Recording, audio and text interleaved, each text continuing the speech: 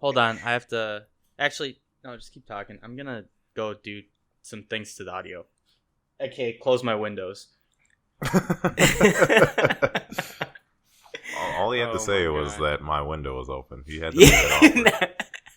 I have to do some fine-tuning. I like these moments when Rob's not on so that he gets to edit all of this later on. And we just get to make fun of him. This is great. It's like a nice little surprise for him. It's a little treat. All of that is getting cut, by the way. We're not having... What? No, I was talking about the basketball. Oh, yeah. Well, yeah, that's fine. That's fine. Yeah, Why? What did you guys say? Are nothing, you talking about... Nothing at all. Are you talking about my deficiencies again?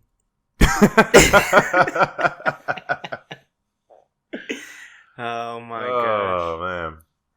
Well, I mean... Wait, you didn't... No one confirmed that or denied it. What... It's for us to know and for you to find out when you're editing. Yeah. It's part of our...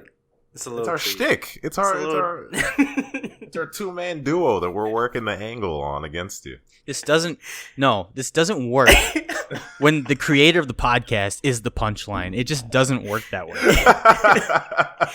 It's not the punchline of the podcast. It's just like a little surprise when you're editing. It's like, oh, surprise. Just like EA with loot boxes. They're not loot boxes. They're surprise mechanics. Just little surprises.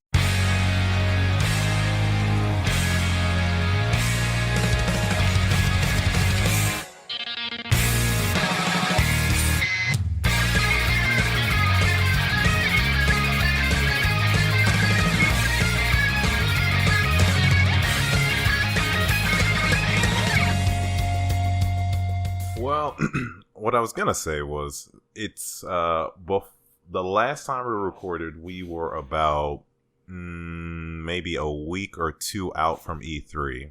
And now we're about 3 weeks that is away from E3. Yeah, I would say. Or not when we recorded, but when the last episode released was about a week or two before E3.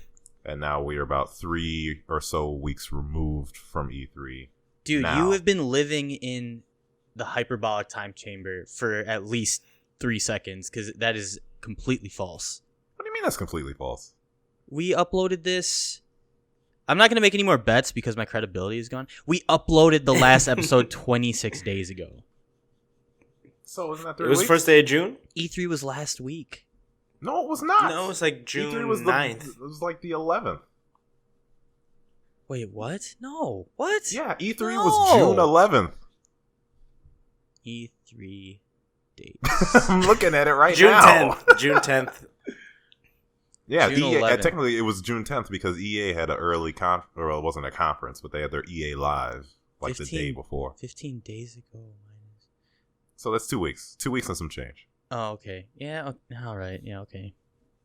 So, didn't know if you guys were excited for anything that you had seen other than Keanu Reeves, because apparently everyone and their mom loves Keanu Reeves. I wasn't excited for anything yet because we haven't done our introduction to the Neat Boys podcast, episode 18. We're legal now. And who's buying you those cigarettes? It's Uncle Braxton. Ooh, that makes it a little creepy, but okay, I'll rock with it. And who's getting you those scratch-off lottery tickets that only net you $1 that you spend on 5 more lottery tickets that only get you $1? It's Auntie Matt. Hello. Yeah, is that the voice you use for the kids? Yes. Here's your lottery. And it's me doing what's another 18-year-old thing? I did not think that. Voting. Now it's Jules. Isn't it Jules the hot thing? No, that's 21. It's been raised to 21. Oh, okay. And it's me taking you to the election booth because we need the popular vote from the youth. It's Rob. Hillary Clinton? What? Oh. It's not Hillary Clinton. But yeah, were you excited for anything in particular this E3? Honestly, I thought overall, all of E3, I thought it was pretty meh. It wasn't, other than like Nintendo, I thought everything else was just meh. I only saw one press conference live, and that was Square's. And I heard that. I heard other than Final Fantasy, it was garbage. Dude, you're like living in the Twitter hive mind, man. But yeah, Dude, it was kind of garbage. They spent like fucking 5 minutes on Dragon Quest Builders 2, aka prettied up Minecraft with Minecraft for weebs. There you go. Yeah, there you go.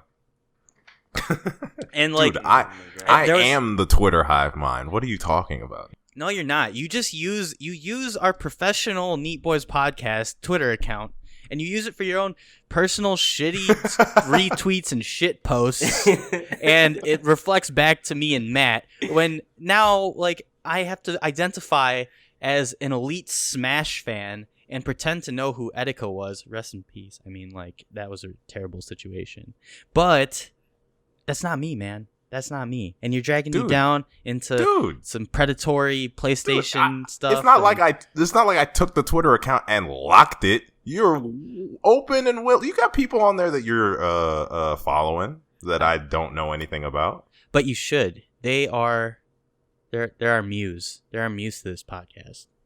Super Eyepatch Wolf? Yes, his podcast, the Let's Fight a Boss. I didn't know that they were both intertwined. Yeah, he started that one, and I kind of want to say that we've kind of ripped off their format completely, made some minor tweaks here and there, but they ripped it off from Giant Bomb, so we're okay. Yeah, that's perfect. If we're a ripoff of a ripoff, then that means we're original. That's how that math works. What other content creator has gone about that path? What, a ripoff of a ripoff? Yeah. Weird Al. Instagram. Well, when you think of like PewDiePie and like all the ripoffs of PewDiePie, maybe that would be one thing. Let's Players? I guess PewDiePie wasn't the first Let's Player. No, he wasn't.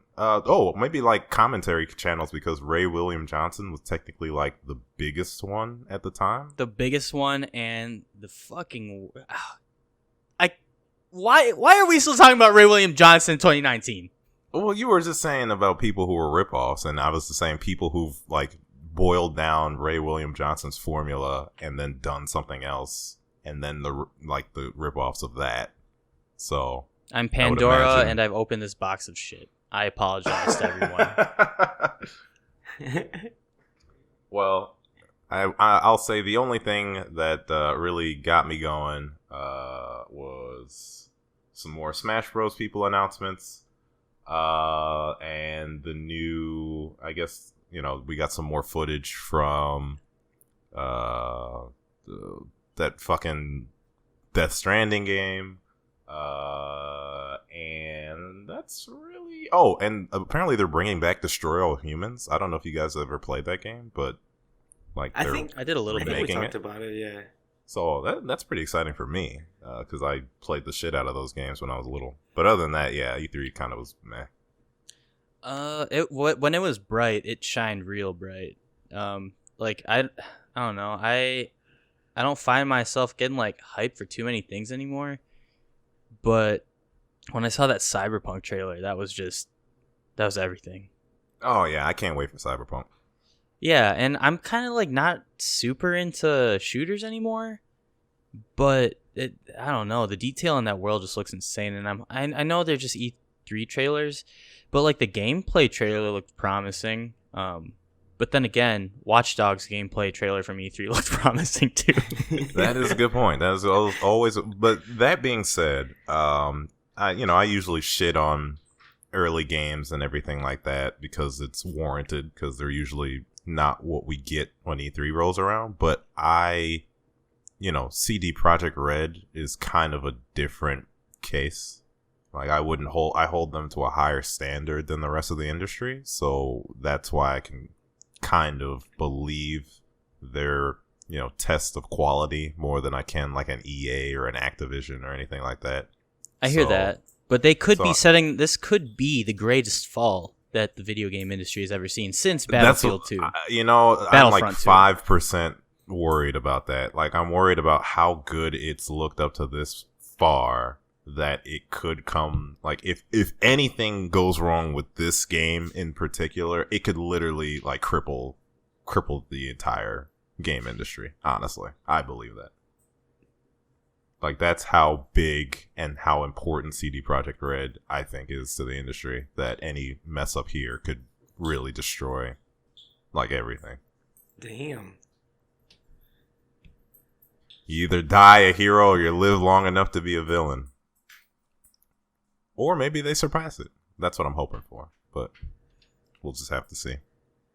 Yeah, I mean, this is the only project they've been working on, I think, for like since Witcher 3? I think, well, after the Witcher 3 DLC, yeah, probably. Yeah. Did Keanu Reeves come out for E3, or it was just in the trailer? No, he hit the trailer first, and then a giant sliding door with angelic lights came out of the distance, and all you see is the silhouette of John Wick from Fortnite, and he walks towards you, and everyone was like losing their fucking shit. Jesus Christ! Everybody's breathtaking. Yeah, Keanu, man, he's killing it right now. Yeah, he's in this. Everywhere. He's in everywhere. Toy Story. Everywhere. Yeah, he's in Toy Story. John Wick 3, obviously. Apparently, who was the director? Game? Well, the people who made John Wick were like, if you guys keep asking for it, we'll just keep making more movies. So, like, he could be in for like John Wick 24 if we let him.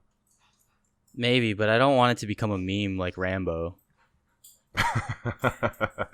Keanu deserves better than that. That is true. Oh yeah. But let's get into that.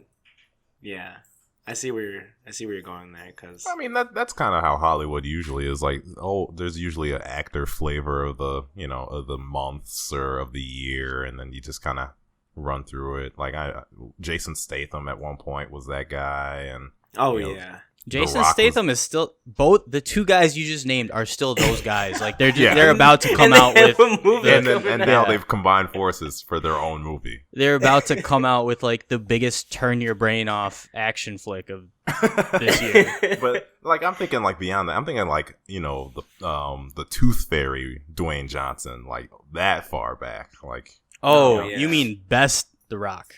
Before he became The Rock, like he's huge now.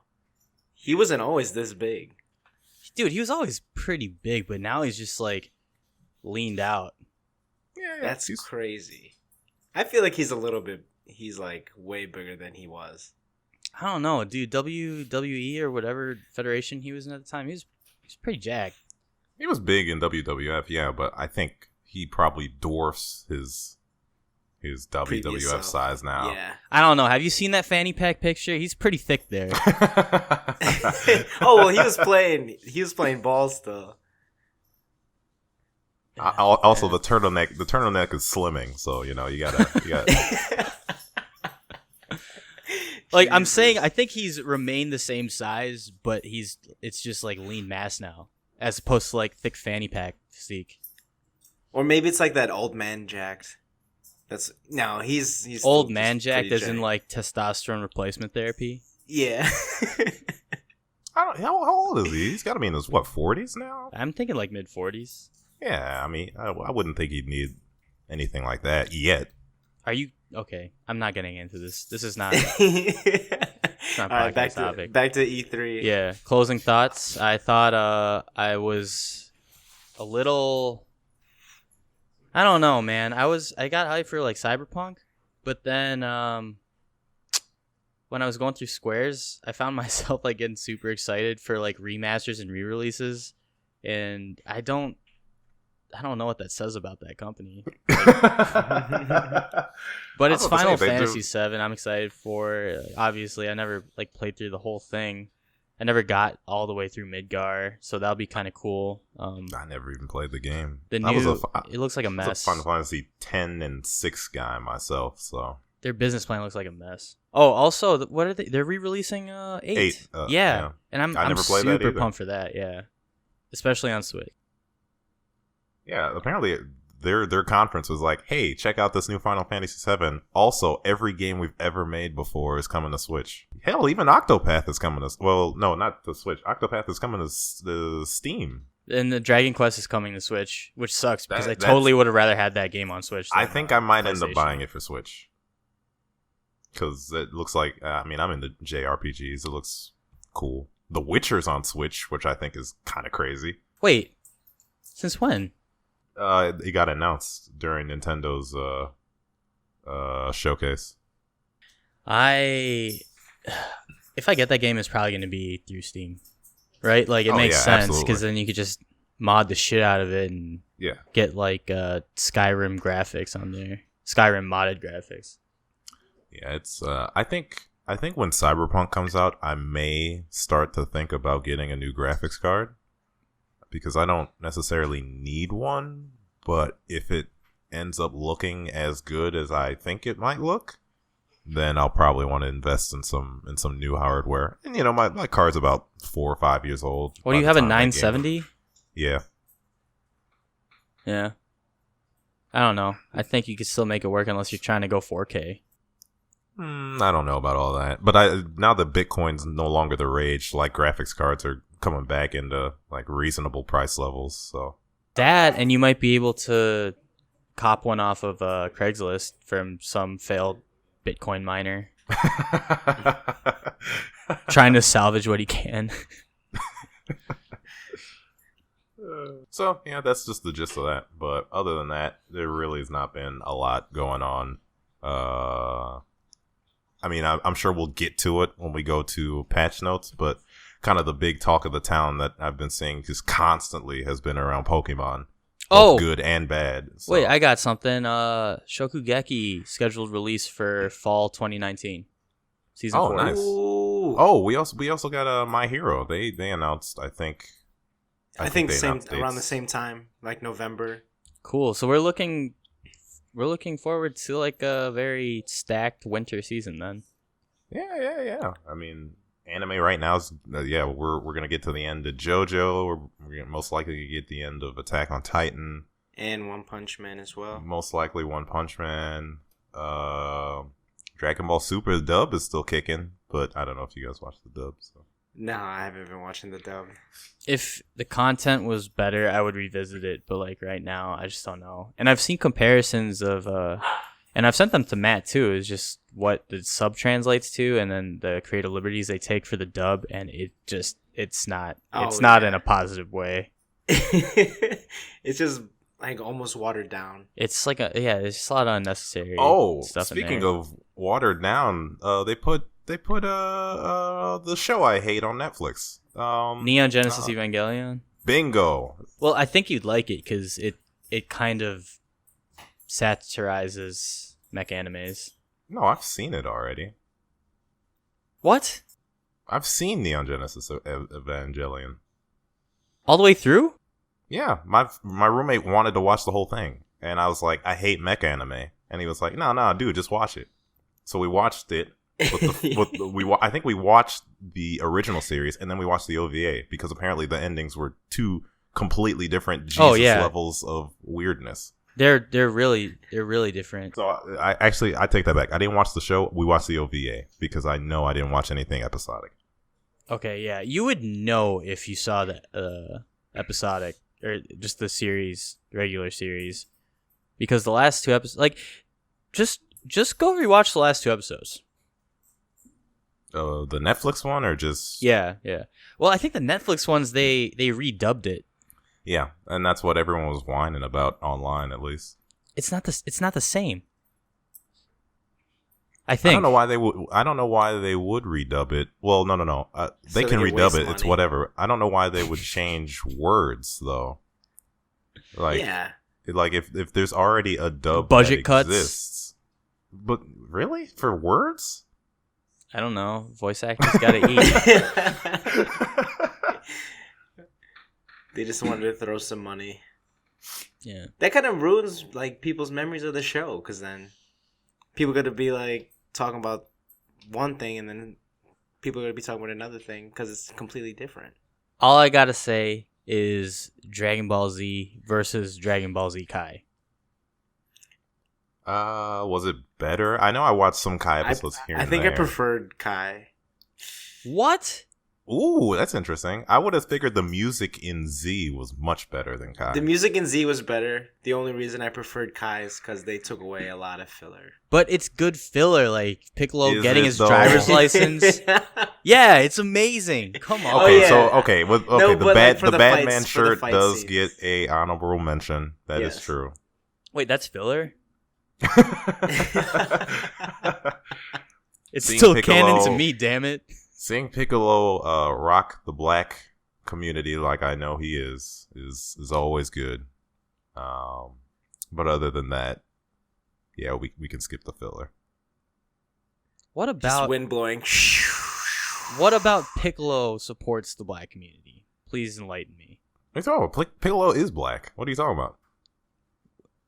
Voiced by Christopher Sabat. No one cares about the voice. Piccolo, the character, he is black. Namekians are black. Yeah, they're wise and they're just. I'm having a hard time connecting the dots in fear of me coming across as ignorant. What are you talking? Piccolo is black. Knuckles the Echidna is also black. Like, did you not get the memo here? How can you claim an entire alien race as being black? Everyone knows the Namekians are black. He wears a do-rag. Well, okay, so does That Gohan. Is a turban. That's a turban. It's a do-rag, all right? What do-rag has a giant shiny gem in the middle of it? Piccolo's. That you have to wrap around in a circular motion. Dude, the Namekians like to flex. I'm not in charge of the rules, Rob, okay? We just know that Piccolo is a black man. Knuckles the Echidna is also a black man. It's just the law. It's the law of nature, all right? The nature of flat Earth. Well, technically, Cammy's lookout is flat, so if you want to go that route, we can do that. Ooh. The Earth is flat, y'all. Thanks to Dragon Ball Z. Oh, these damn animes. The tournament power is also flat, so. All right, let's stroll on over into patch notes, which isn't much different from what we're talking about already.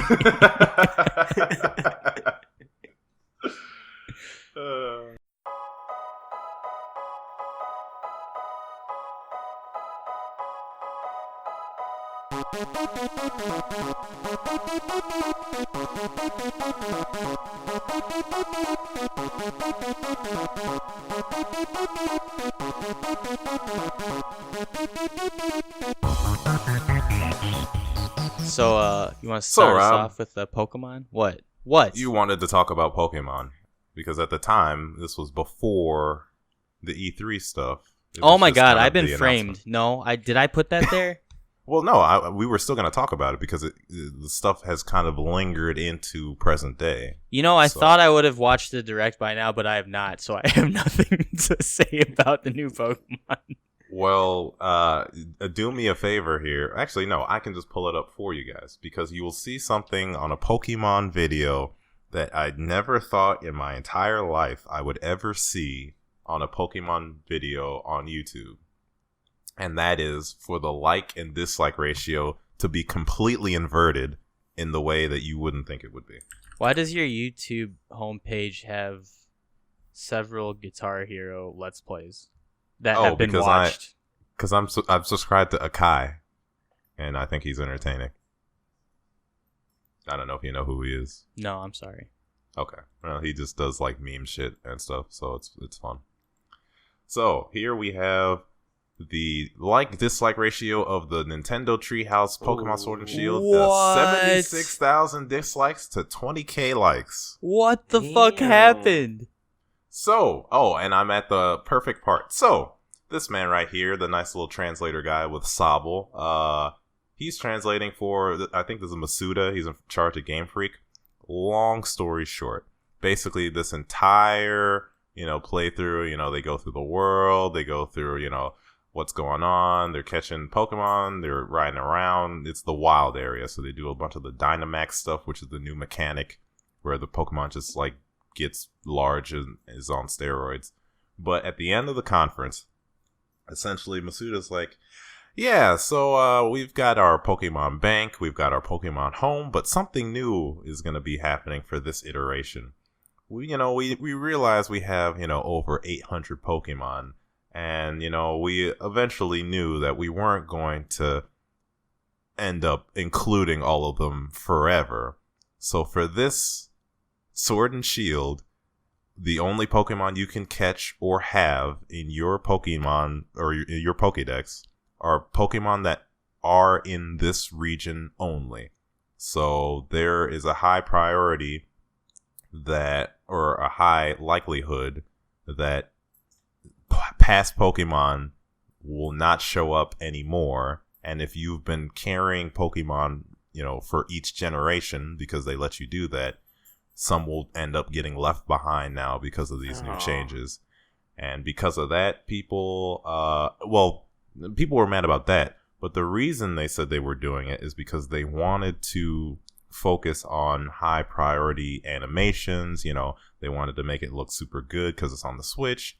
But people were then also mad about that because a lot of the animations that they ended up showing were old animations that they had used in, Omega Ruby, Omega Sapphire, whatever. All the 3D. The 3D games. One of the big memes was that Bunny uses double kick, and all he does is just literally just stand in place. They might actually show it. I'll definitely show it on the screen, but there was another point that I saw which was funny, was they found a bunch of Wingull, and they're just T-posing here and not really doing anything. It's just really awkward. So it's just so people are like, yeah, I don't know if the if it's because of animation. I mean, if they just would have gone out and said, hey, we don't want to animate all these Pokemon, I think it would have gotten taken a lot better than what it is now. But that's kind of But that's not what people are like hurt over. It sounds like they want They have unreasonable demands. Is it unreasonable? I mean, dude, 800 different characters. But how many had they had in? Well, yeah, they had 800 currently, and they had all that stuff work in. What was it? What was the last one? Was it Omega Ruby? I don't even remember. But then what? They're gonna drop. They're just gonna drop another like 150 on top of that. We're gonna be damn near 1,000. Something like that, yeah. Most of that storage is gonna be just like database, and then what like availability are you gonna have for the rest of the game? Unless you want to like day one patch a Switch game for an extra like 50 gigs. Well, that's an optionality that people think could happen, is that they patch in the rest of the Pokemon that aren't included in the region, because I don't know if the Pokemon Bank is independent of the Switch or it's just a Nintendo thing in general. I don't know. I have no idea. Like I kind of stopped playing Pokemon at a point, so I never transferred anything. But yeah, so that's the Pokemon fiasco in a nutshell. And so people are like, bring back the the National Pokédex or whatever it is, because that's what it used to be. Or they're just angry. So Game Freak's not looking too hot. I'm still probably gonna get the game because I don't necessarily care.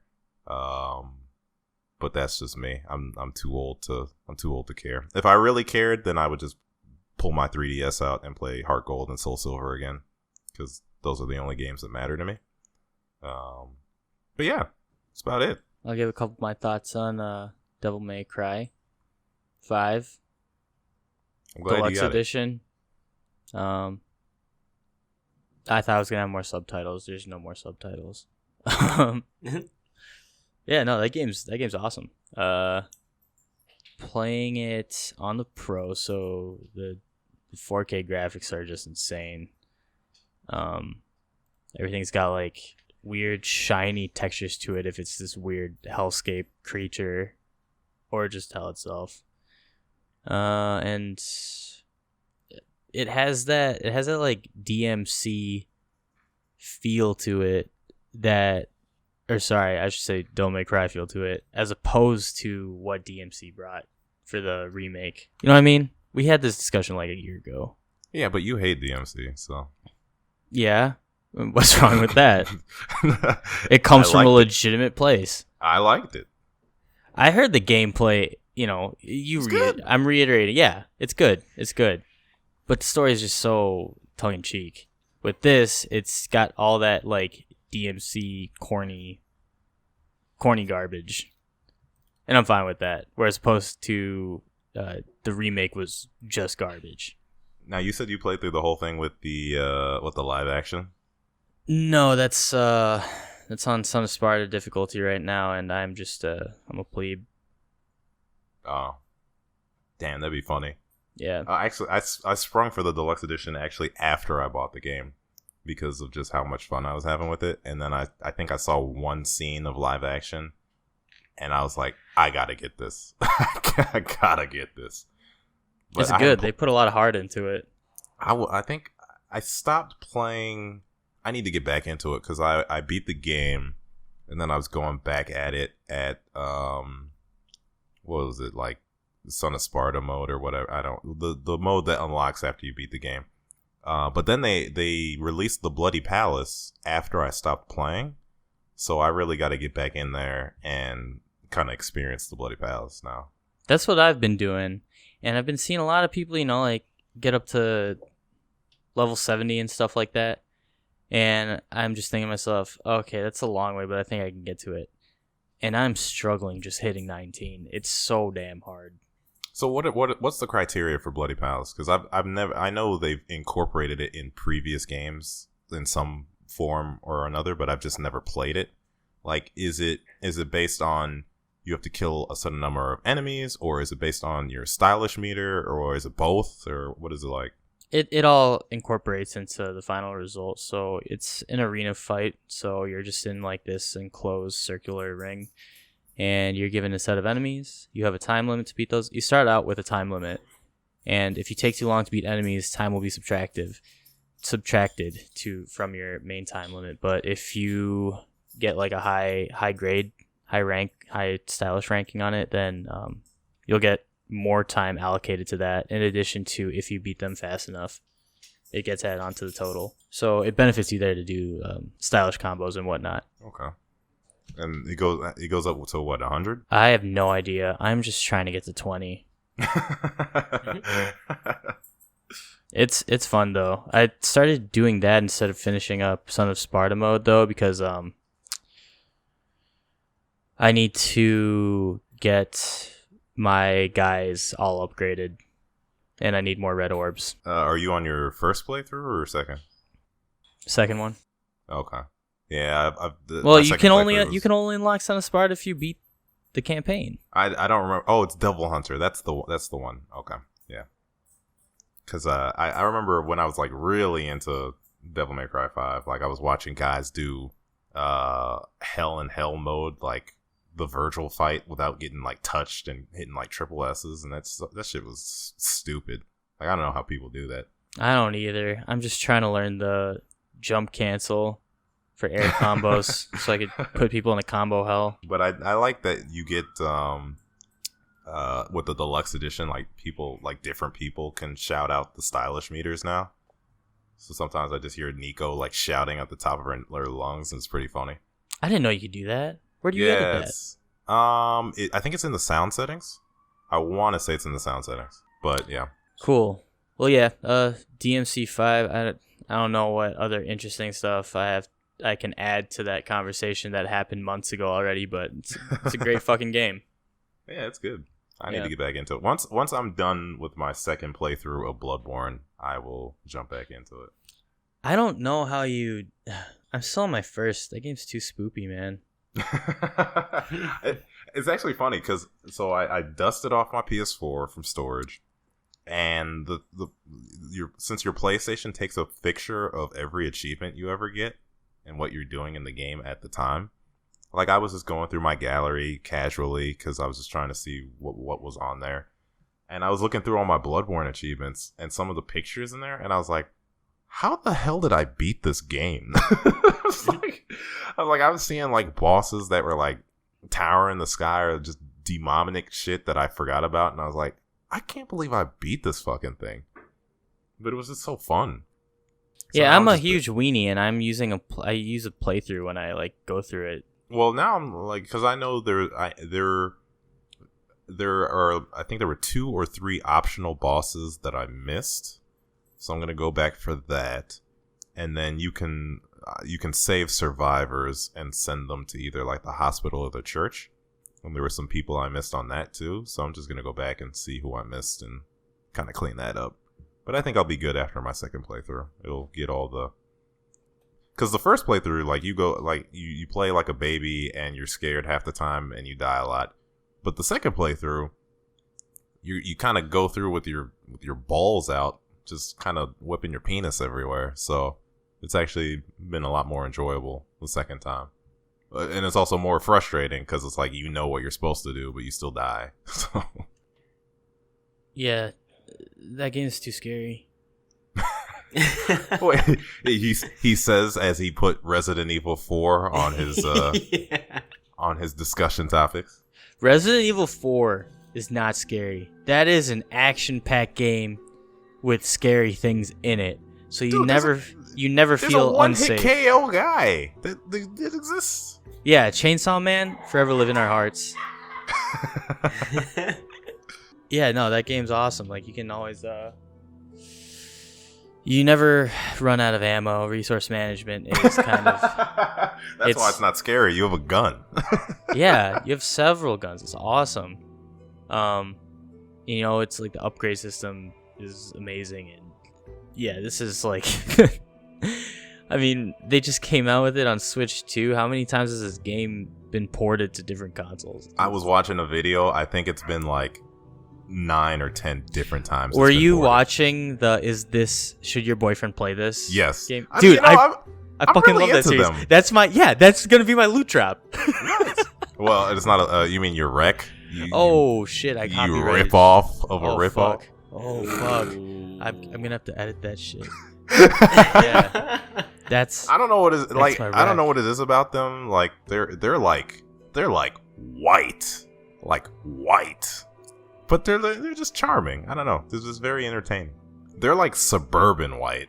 You talking about from like a vocal standpoint, or you have seen them in person? Well, the girl has their picture on her YouTube channel. I guess I just don't see color then. Perfect. But yeah, I did watch her video, so. Yeah, no, that channel's great. It's like my latest most interesting subscribe. Yeah. It's crazy how big they blew up too. Yeah, they kind of just came out of nowhere. The only reason I found them was because of their Resident Evil video. And that was just because I was craving more Resident Evil after 2, so I started at 4. I don't remember when I found them, but I know they did a video with Donkey at one point. Ooh, I gotta find that. But yeah, Resident Evil 4, the scary part of that game is like in the mechanics, because you don't have a wide camera to like look around at. So if you're aiming down sights, someone could just like sneak up on you from the side and scare the shit out of you. It's funny to me that you think Bloodborne is too scary, but you love Resident Evil, and meanwhile, I'm fine with Bloodborne, but I've not played a single Resident Evil because they scared the shit out of me. Dude, Bloodborne, they will like purposely put an enemy right behind a corner to like fuck with you. Those maybe guys are happens like my 3 ass. times. It maybe happens like 3 times in Resident Evil. Wait, you're telling me zombies don't just pop out the woodwork? No. What are you talking Well, about? you know bullshit. what? Maybe that's because this is probably like the 3rd, 4th time I've beat it, so I kind of know where most of that stuff is. And it only got me 3 Bloodborne. times. But like, even though you're in an open room, an enemy can still pop out at you if you're like aiming down sights at someone from the north. Someone can flank you really narrowly from like the east or west, and you still won't be able to see them, just because of the camera restrictions. And I like how they incorporated that mechanic in there. It was like a restriction that kind of became the strength of the genre for like tank controls and stuff. Yeah, I was about to say, if anything, it probably is the best tank controls. I guess tank controls. the best version of tank controls you can have in a game these days with a free camera, at least. the Evil Within 2, I heard, is like the spiritual successor to Resident Evil 4. That's another game not in my wheelhouse. Yeah, that's actually scary. It's like bordering Outlast. I'll never play those games. And I didn't play that either. Oh, speaking of which, we didn't bring it up, but they're making a Blair Witch game too. Oh yeah, that did come. And since you also have it on the thing, we got Breath of the Wild 2 coming out too. Oh eventually. Yeah! Wow, we really did not talk about E3, did we? Yeah, it really wasn't that exciting. Yeah, but Breath of the Wild 2, it kind of revamped my interest in picking up Breath of the Wild again. And I struggle so much with that game to like stay consistent just because you get distracted.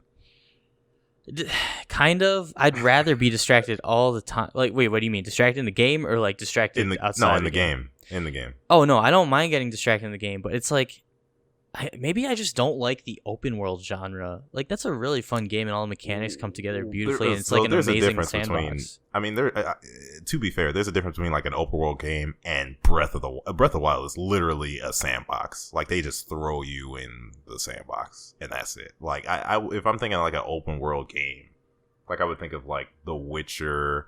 Like, because then you actually start at a location and then you have your story. But Zelda's like, hey, open this cave door. All right, do whatever the fuck you want. Who cares? Yeah, and that's where I struggle. Like, I like having objectives. And when I try to even do the side quest, they don't tell you anything. Yeah, that's a pain in the ass. And I don't want to use a guide, but I find myself using a guide every time I want to do a side quest instead of, like, going in and finding it on my own just because I don't want to, like, waste an hour climbing up a mountain just to go to a location. Oh yeah, there were a couple of like challenge rooms and stuff like that, and I was like, I'm not gonna waste my time trying to figure this out. Just give me Google. Where's Google? I like the shrines. The shrines aren't bad. Some of them are super annoying. I've maybe looked up like 2 walkthroughs on shrines, but I think that's like the strength of the game. The puzzles in it are pretty cool, and like the way that you can use your abilities to solve them. But the thing that always gets me is just like the lack of direction for the story if you want to just do the story.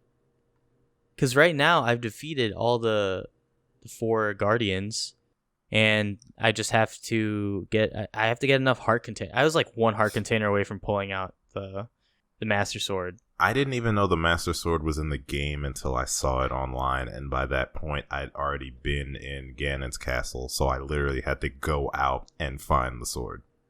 Yeah, see, before I get to Ganon, I want to do as much as possible, but the game does not make it easy.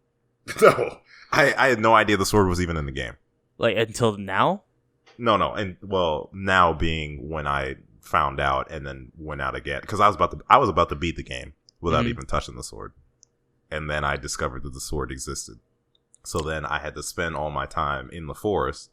And then once I got out of the Lost Forest and into the real forest, then I had to spend all my time getting hearts because I couldn't pull the sword out.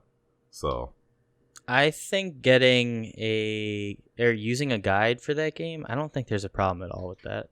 Oh, like, no. I'm kind of Not against using guides, but there's just so much shit in that game. Like, I can't imagine how I would even like find out how some of the stuff exists unless someone tells me it exists. Just like the sword situation. There's a legendary horse that you can only ride for like a limited time. There's like this is just shit I've just found randomly, and then I had to look up to discover like if it was even useful or not. Like the legendary horse, there's a shrine that lets you swap your stamina and hearts whenever you want. Oh, I came across that. Exploring, I never even saw that thing. It was like in the first village, and I never saw it at all. It's in the second one. Yeah, it's kind of like tucked away, and it's like, I'm an evil shrine. Like, I switch your things. It's like half that shit I didn't even know about. Like I either looked it up or I just happened to stumble across it. There was a Reddit post that made the front page a couple days ago, and it was titled, I've put over like 500 hours into this game and beaten it, played through it 3 times, and this has never happened to me before still. And it was a Breath of the Wild gif of like what happened, like a moblin threw a bokoblin at Link, and then they batted it at the moblin again, and it knocked him out or some shit. And just I don't know, man. That there's some crazy shit going on with that game. Like it almost makes me feel like there's a tiny universe in there, like in that Rick and Morty episode. There's like a tiny self-sustaining universe. That game's insane in terms of just like content and AI. Well, the only thing I want from a Breath of the Wild 2 is that weapons don't break. That's it. That's all I care about. I completely agree. Or at least make them more attainable to get. Because the rupee grind in Breath of the Wild is stupid. How do you grind rupees? You just got to do... I looked up the best way to do it, and you can do the stupid fucking bowling game. Exactly. And I had to look that up. Apparently, there's a place you have to pick up the ball. There's a place you have to drop it so you can get a strike all the time. And I just did this past week, and I followed it to a T, and it still isn't 100%. Well, and I not only that, the music's annoying. Like the music. If the music didn't suck when I had to do it, like it wouldn't be as bad. But and the mandatory animations. Ugh, you have to sit through a minute. Even if you get a strike each time, like you do everything perfectly, it's still like a minute between you could start it again. And when it ends. And on that same note, there has to be a better cooking system. Like I could spend like 30 minutes just re-cooking everything just to have like a stable inventory. And I guess maybe they don't want you to just sit there and like build a stock of food for you to not have to cook for a while. But like, come on, it's an RPG. I liked cooking, but I like cooking in all games. To be fair, I like the cooking, but I would like it more if it was just menu. If they had an option for menu cooking too, as opposed to like holding everything, dropping it in, skipping through the animation just to make one dish.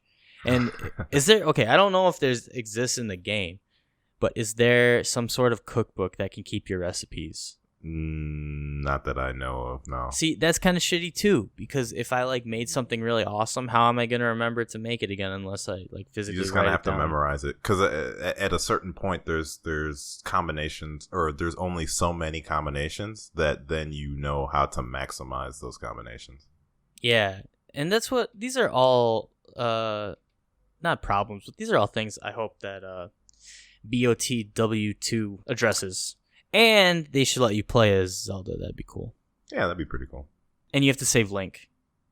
Well, isn't it co-op? Well, it should be co-op. Oh, dude, will you be my Link? Oh. Or we could both be Zelda and be like completely new age. Oh, hell yeah, feminism, baby. Yeah, and then Matt can come in and he'll be like, I'm Spider-Man. Spider-Man would kill in that game. How far are you? Tell us more about Spider-Man. It said like about 23%. But I think that's only like that because I've been doing a bunch of like side missions. Because I really like Spider-Man. I think he was one of my favorite superheroes growing up. It's like Spider-Man, Wolverine, and then I don't know who else, but definitely those two. But it's just fun going around New York and just like beating up villains, or there's like a bunch of different side things you can do that are pretty simple. Like you have to unscramble a bunch of like Oscorp police monitors, take pictures of landmarks, and just like a bunch of like different crimes that you have to, like small crimes you have to either fight villains or figure out what's going on. That game is incredibly well detailed. It is. There's a lot to do. And it's really cool because you get to like change your suit during the game. Like that's why I'm doing all the side missions, because I just want to have like Spider-Man just be like nasty already, because it is a little hard sometimes when you start fighting some of the bosses. I haven't had too much difficulty yet, but I could see if it gets any harder. So basically it starts off, you start off and you have to like take down Wilson Fisk, and Wilson Fisk is the kingpin. And essentially where it goes from there is that basically all of New York is not in like shambles, but like there's just a bunch of different gangs that are trying to take over New York. So that's like the overarching story. Yeah, what's the time skip here? Because like this isn't teenage Peter Parker. This isn't college Peter Parker. Like I think it's like a little bit after college, because one of the side quests is like getting backpacks that he's put all over the city and stuff like that. So it gives you like a little backstory of what's happened. Yeah, because he's an older Peter, because I know from back when the game was really popular and there were like a trillion Let's Plays of it, like he's like a intern or something, or he works for Doc Ock. Yeah. Like he's an intern for Doc Ock or something like that. Yeah, so he's game? no longer working for the Daily Bugle. The editor of the Daily Bugle, he doesn't work there anymore either. He has like his own radio show that'll pop up every now and then when you're just yeah, Jonah Jameson's podcast, right? Yeah, It's trying to be the Neat Boys podcast. It's hilarious because it's just all this Spider-Man hate. Yeah, it's hilarious because he's a fictional podcast is way better than ours. Rob, are you okay over there? His podcast. I need another beer, damn it. His podcast is like the Alex Jones podcast, if you guys remember what that podcast is like. Essentially, it's like Alex Jones podcast, but like instead of the government is doing everything wrong, it's Spider-Man is the root of all evil type deal. And it's just funny to listen to him say that. But yeah, most of the game I'm just fucking either running up buildings and just swinging around trying to save people. Dog, when I get paid on Friday, I literally have the game and the DLC queued on my PlayStation shop, and I'm just gonna go right into it. I might have to say bye to Bloodborne because that was one of the games I wanted to buy when it came out, but I was moving at the time, so I just had no access to my PlayStation. Wait, are you talking about Spider-Man? Yeah. Is it still on sale? Is it on sale? No, it's not on sale. I didn't see it on PlayStation on sale. All right, hit me up and I can get you a discount on that. Ooh, okay. Not through it'll have to be a physical copy though. That's totally fine. All right, because I can grab the DLC off of the disc basically at that point. Yeah, it might just be better to. We'll talk about it later. But you guys are like making me scratch. You're making my game ADD scratch, and I want to drop everything to get Spider-Man out because that's been on my list. But I've been waiting for the price to drop because like single player games, like they fucking turn $40 after 3 months. But this one's still sticking around like $60. Yeah, and it's been almost like 2 years. Oh no, just a year. Just a year. I could double check. Almost a year. Yeah. Yeah. I think it was in September or August. Late August is when it came out. Yeah, it was close to because it was like that, and then we were all excited for Smash pretty soon. So it was like kind of out that way. But it's fun, like because the last game that I played, like last single player game that I played, I think it was like Assassin's Creed or something like that, and it just blows that parkour out of the water. Yeah. Oh, hell yeah. He's so fast. He just like runs up buildings. Now I feel like I got a hang of the web swinging.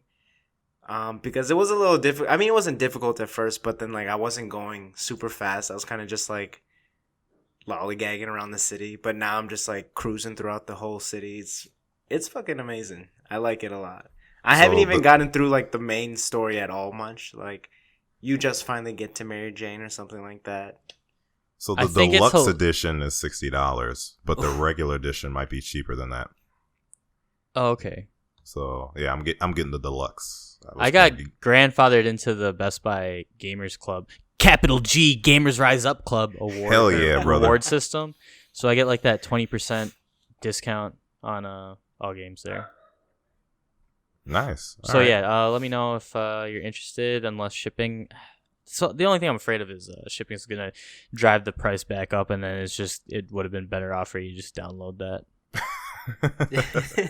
But we'll talk about it later. Matt, I think it's funny how you bring up like the thing that's intrigued you the most is just like the exploring and like web swinging and stuff. Oh yeah. Because if you remember at the time, like all they had like there's a video compilation of 15 or 20 different reviews, video and text, stating like it quote unquote, this game really makes you feel like Spider-Man. No, like that. I'm not even like saving people most of the time. I just said I'm saving people to like kind of defend myself, but I'm just like swinging through the city And yeah, you're feeling like Spider-Man. Eventually, you can add like different stats. You can add like different web slinging skills because there's like 3 different skills you can do. It's like defender, web slinging, and I forgot what the other one is. But then like as you get more skill points throughout the game, it like opens up what kind of combos and what kind of moves you can do. But yeah, once I finally got like he can do tricks while you're doing it. That's all I've been doing. Just like been doing like all these tricks while I've been swinging around the city. People have been asking for help, but I'm just like, I'm a little busy. Like, Ollie. No, yeah. Like, I think one of them is called, like, Spider Roll or something like that. Spider-Man, help me. No, I gotta hit this that sick sounds like something McTwist, off of my a guy. sushi menu. I think it is something off a sushi menu. I think that has eel in it, little shrimp tempura. Yeah, spider rolls are definitely a thing. Did they just appropriate Japanese food into gameplay? Well, I don't know, maybe. But yeah, I've just been having a lot of fun with that. Don't really know where the story is because like a bunch of characters that you recognize. Yeah, like Harry Osborn is he's like in Europe or something, so you haven't run into him yet. Like I said, you run into Mary Jane. You're not dating Mary Jane, which is weird. You're like really in connection with the NYPD police force. That's weird. Like, Japanese detective, chief, not chief. Her name Detective is Yuri Watanabe. Yeah, Yuri Watanabe or something like that. The only reason That's I know really that weird to me, man. is because I watched it's a podcast called Talking Tunes where they get a bunch of voice actors with the guy who was the voice of Wacko from Animaniacs. Mm-hmm. And so the two people, so Spider-Man is voiced by a guy named Yuri Lowenthal, who was also Sasuke. And Yuri, the girl in Spider-Man, is voiced by Yuri's wife, Tara Platt. Really? So it's just a funny coincidence that Tara and her husband Yuri, she's voicing Yuri and he's Spider-Man. That's so funny. So just a nice little piece of information. Yeah, it's pretty cool, you know. Just like where he is in his life at that time, because he's like about to get evicted from his apartment, or I think he did get evicted from his apartment. I'm not sure, because too busy swinging around. But it's interesting. It's definitely interesting. He got evicted from his apartment because I'm too busy. Because they didn't fix the damn door. No, yeah, that's what it was.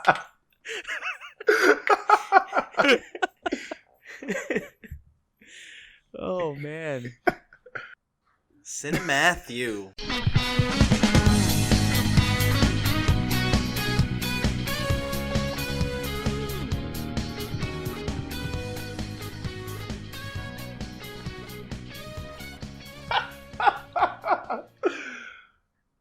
All right, let's just do this quickly. Game of Thrones. Eh. I liked it up to episode 3, and then after that, it was just a train wreck. And that's all I have to say about that. Yeah. I feel if like we're going to talk about it in service. depth, like, episode 3 was awesome.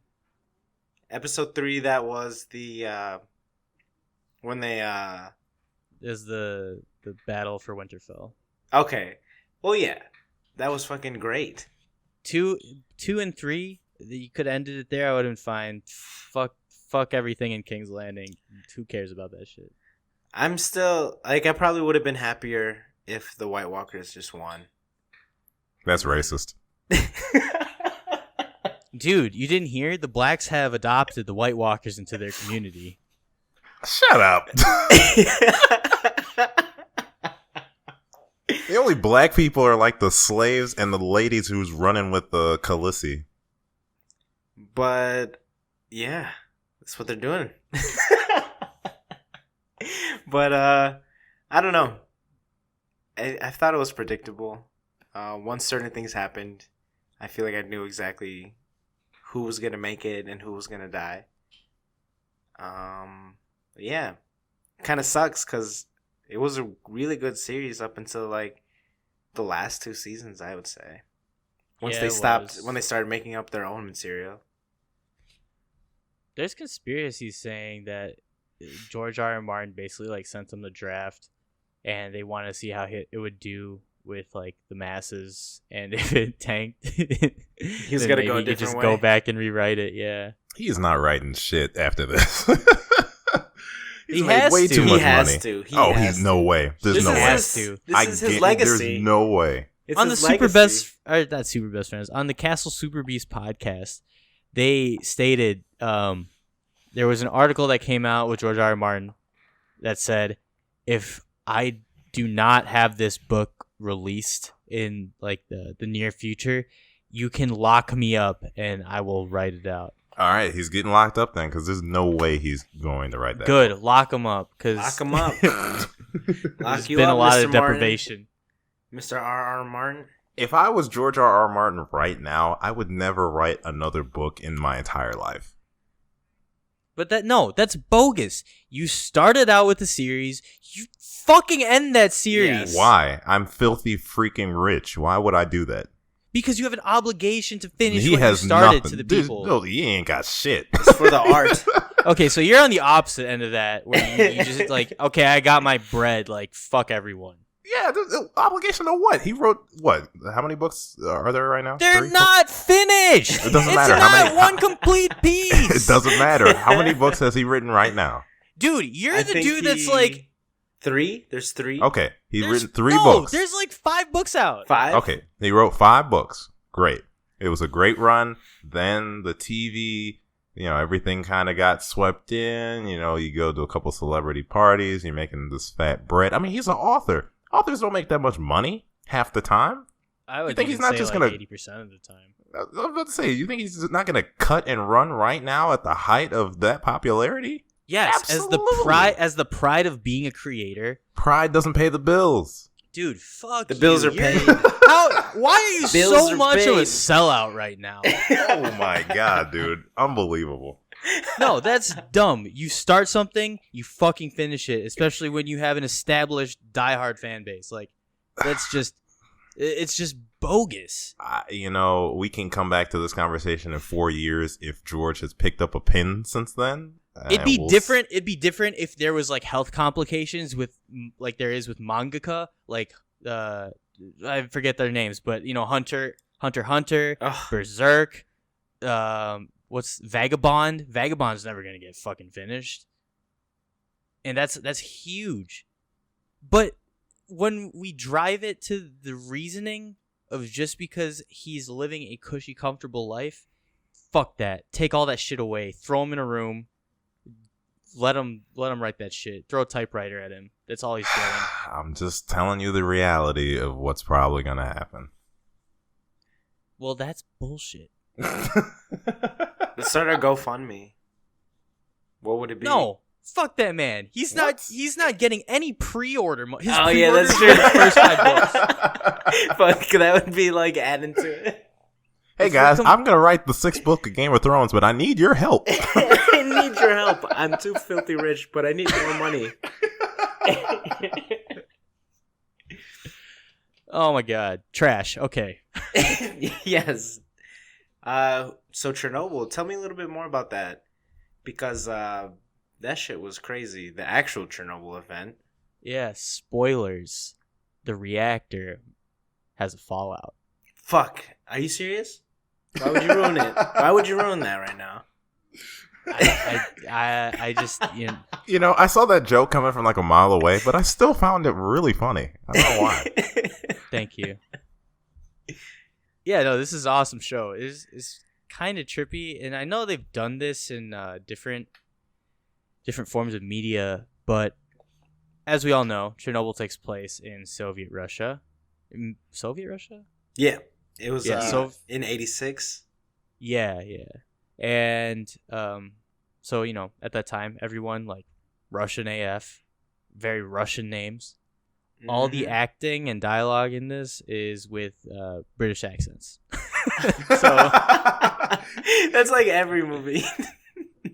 yeah, but I enjoy it that way. I don't think I would have minded it with subtitles, but the performances in the show it reminded me that, you know what, sometimes HBO doesn't just blindly throw their money at some fucking chumps, and they make some good content, and yeah, I think they depicted this very well. You get more of like I don't know how much of this is fictional. I think they stayed true to a lot of the actual events that occurred during the time of the fallout. Mm-hmm. So you get like a lot of those interpersonal and like smaller scale storylines within the events that happened around Chernobyl. And then on top of that, the bigger picture stuff, like how the government dealt with it and the actual implications of a nuclear fallout happening. Like, it's the radiation not just affecting everything it touches, but from the radioactive fire creating radioactive dust that covers miles and we're in Russia, kilometers and kilometers of land that they had to turn the earth upside down to deal with. Otherwise there would just be radioactive debris on all the livestock. Oh, and the sad shit about having to kill every animal within the vicinity of Chernobyl because they're a health threat, and Slash is kind of putting them out of their misery before they die a terrible radioactive death. Organs just turn into liquid, and yeah, man, that's rough. But that's just insane because like all that stuff was just classified for the longest time. Did you watch it? Not really, but just like the event itself. Cause like wait, what are you talking about? Like the fucking thing exploding and like causing all that stuff. I can't play dumb. I already said this. Never mind. I'm cutting all this out. Come on, everyone knows what happened. Dude, they don't though. They don't. A lot of people don't. Like, Instagram models go out there and still take pictures with that shit. They trespass. I heard onto about the land. that. I don't. I mean, if there's any play for natural selection, I think let them take the pictures. Yeah, I'm fine with that. Yeah, I thought it was just like making like a bunch of fucking radioactive babies that take over the world. Which, if it's a meme, it's unfortunate. If it isn't, then let them do it.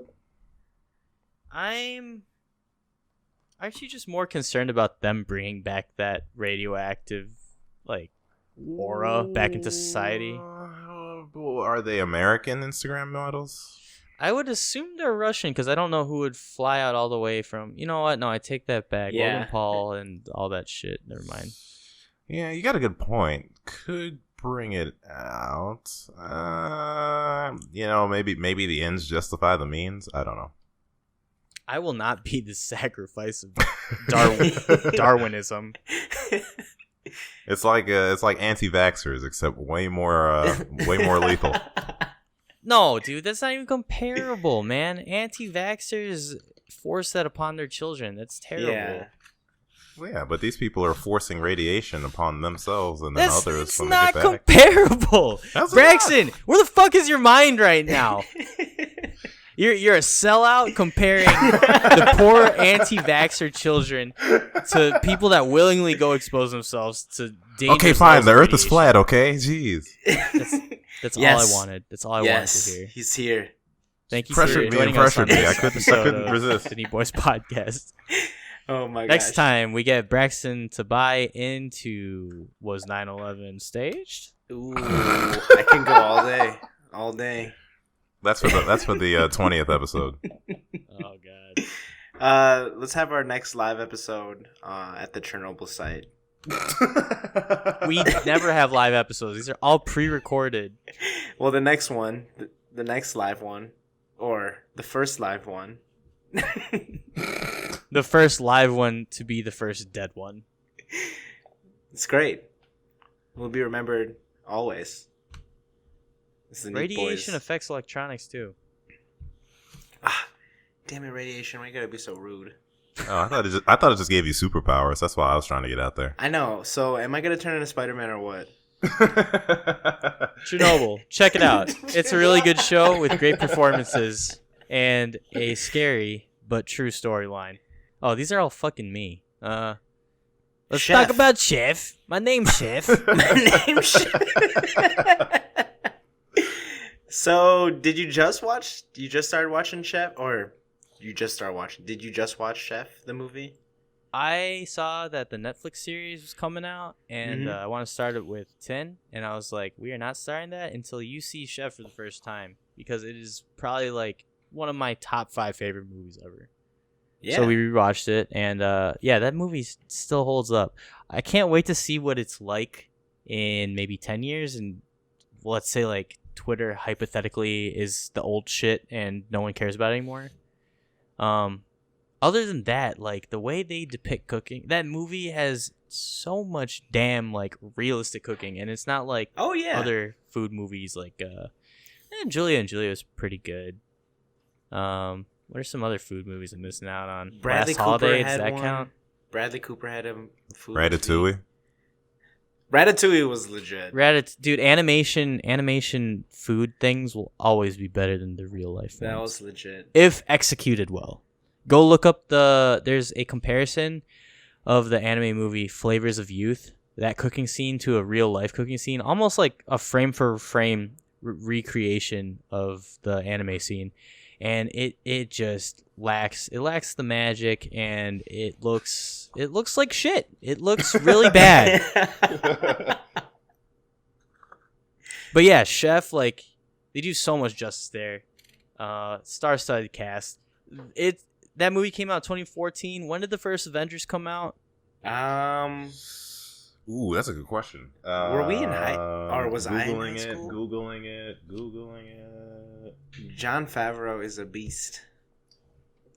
God, I'm getting a bunch of Endgame stuff. Hold up.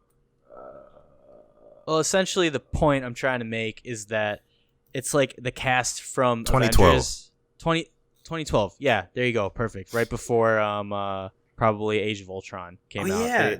Yeah. Robert Downey Jr. is in it for a second. Yeah. That's who he buys Chef, Like, they basically just said, hey, let's take a break from this superhero thing. What, you have any ideas? Like, hey, let's just make a food movie and just eat all this ballin'-ass food. Okay, Jon Favreau, you got yourself a deal. I'm Robert Downey Jr. Feed me. Yeah, but Robert Downey Jr.'s in there, Scarlett Johansson, Jon Favreau, John Leguizamo as the Incredible Hulk.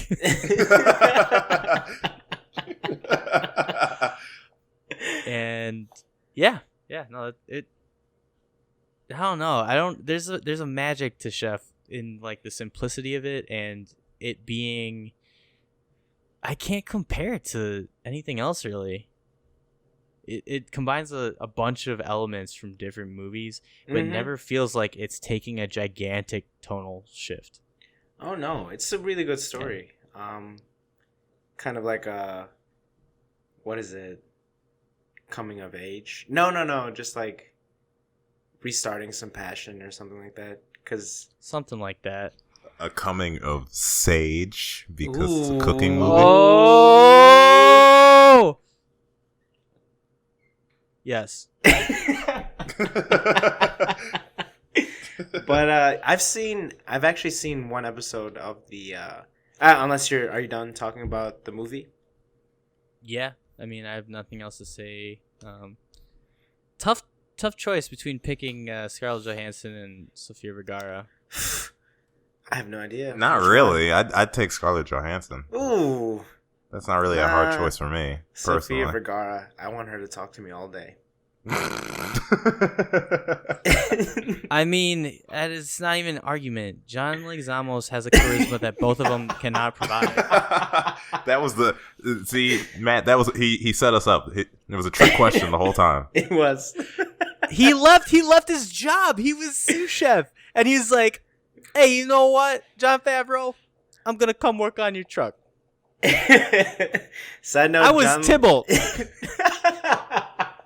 But, now I'm here for you. John Leguizamo's one-man Broadway shows are amazing. If you've ever seen any of them, so definitely check those out. But let's go ahead and move to the Netflix series. I saw the first episode with Gwyneth Paltrow, but how many have you seen? I think I'm on like episode 5 right now. Who are some of the stars that they've had on? So they had like Tom Holland and Robert Downey Jr. That was pretty cool. I can't believe Tom Holland has lived 22 years of his life without eating an oyster. I guess it's true what they say about the UK. Their most popular seasoning is salt, and that's about fucking it. So basically, the Avengers. Oh, the David Chang one was really good. Ooh, I love David Chang, dude. Me too, man. I don't know. I don't know. He's hilarious. He just reached like a different level of chefdom. Yeah, have you heard about his what's one of his dishes at one of his restaurants? It's fried chicken and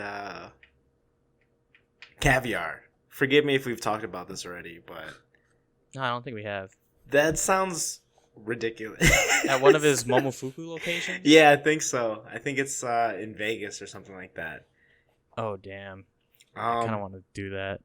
Yeah, they say that the like almost popping of the caviar just like is just so perfect with the chicken. It's like $600. What the fuck, dude?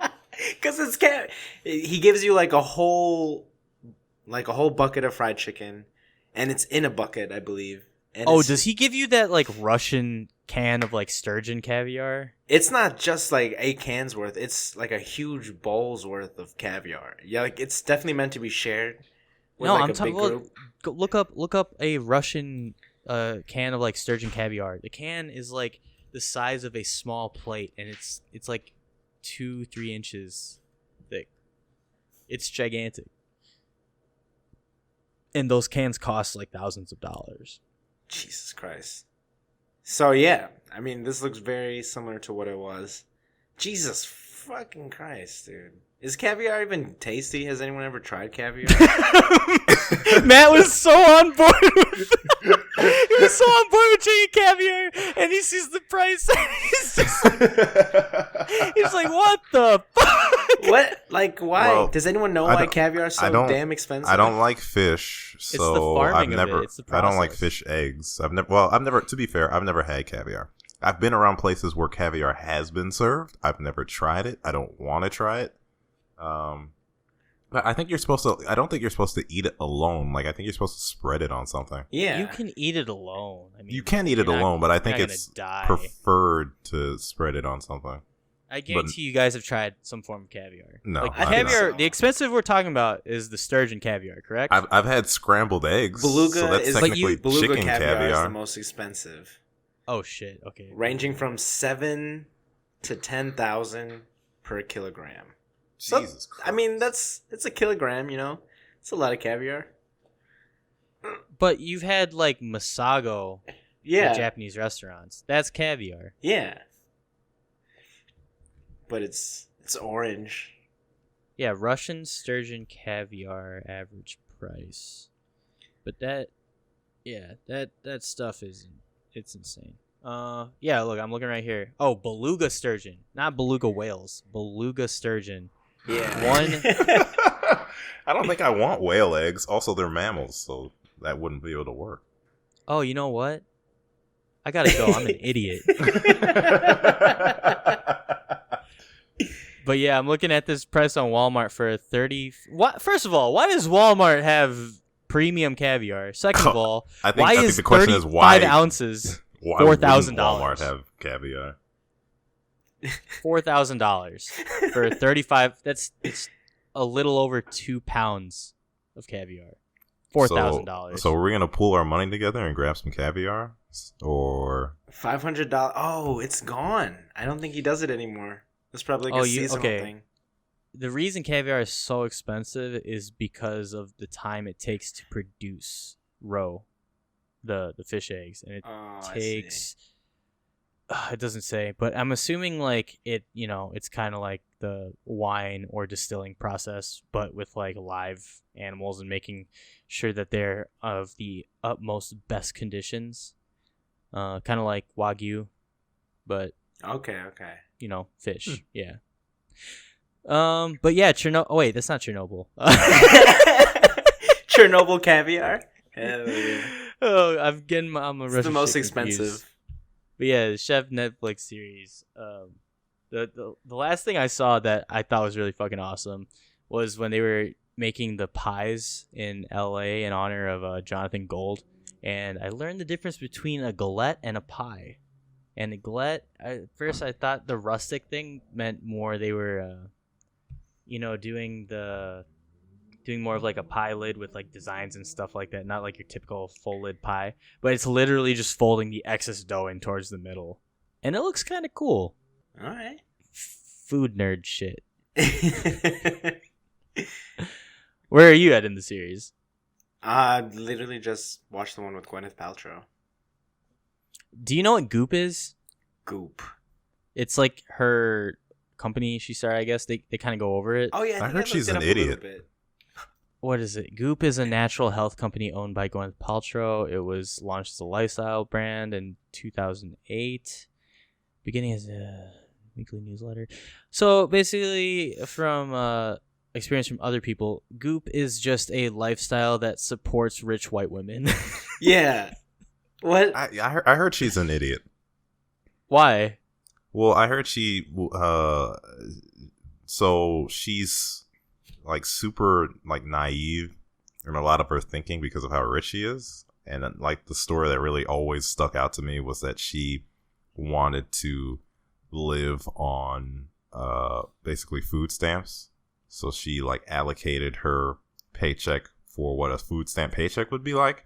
And then she took a picture of the food that she bought on her first like day of trying to be in that kind of monetary bracket. And it was all this high-end shit that you just can't afford when you're doing something like that. Like she was buying like top of the line. She was like top of the line vegetables.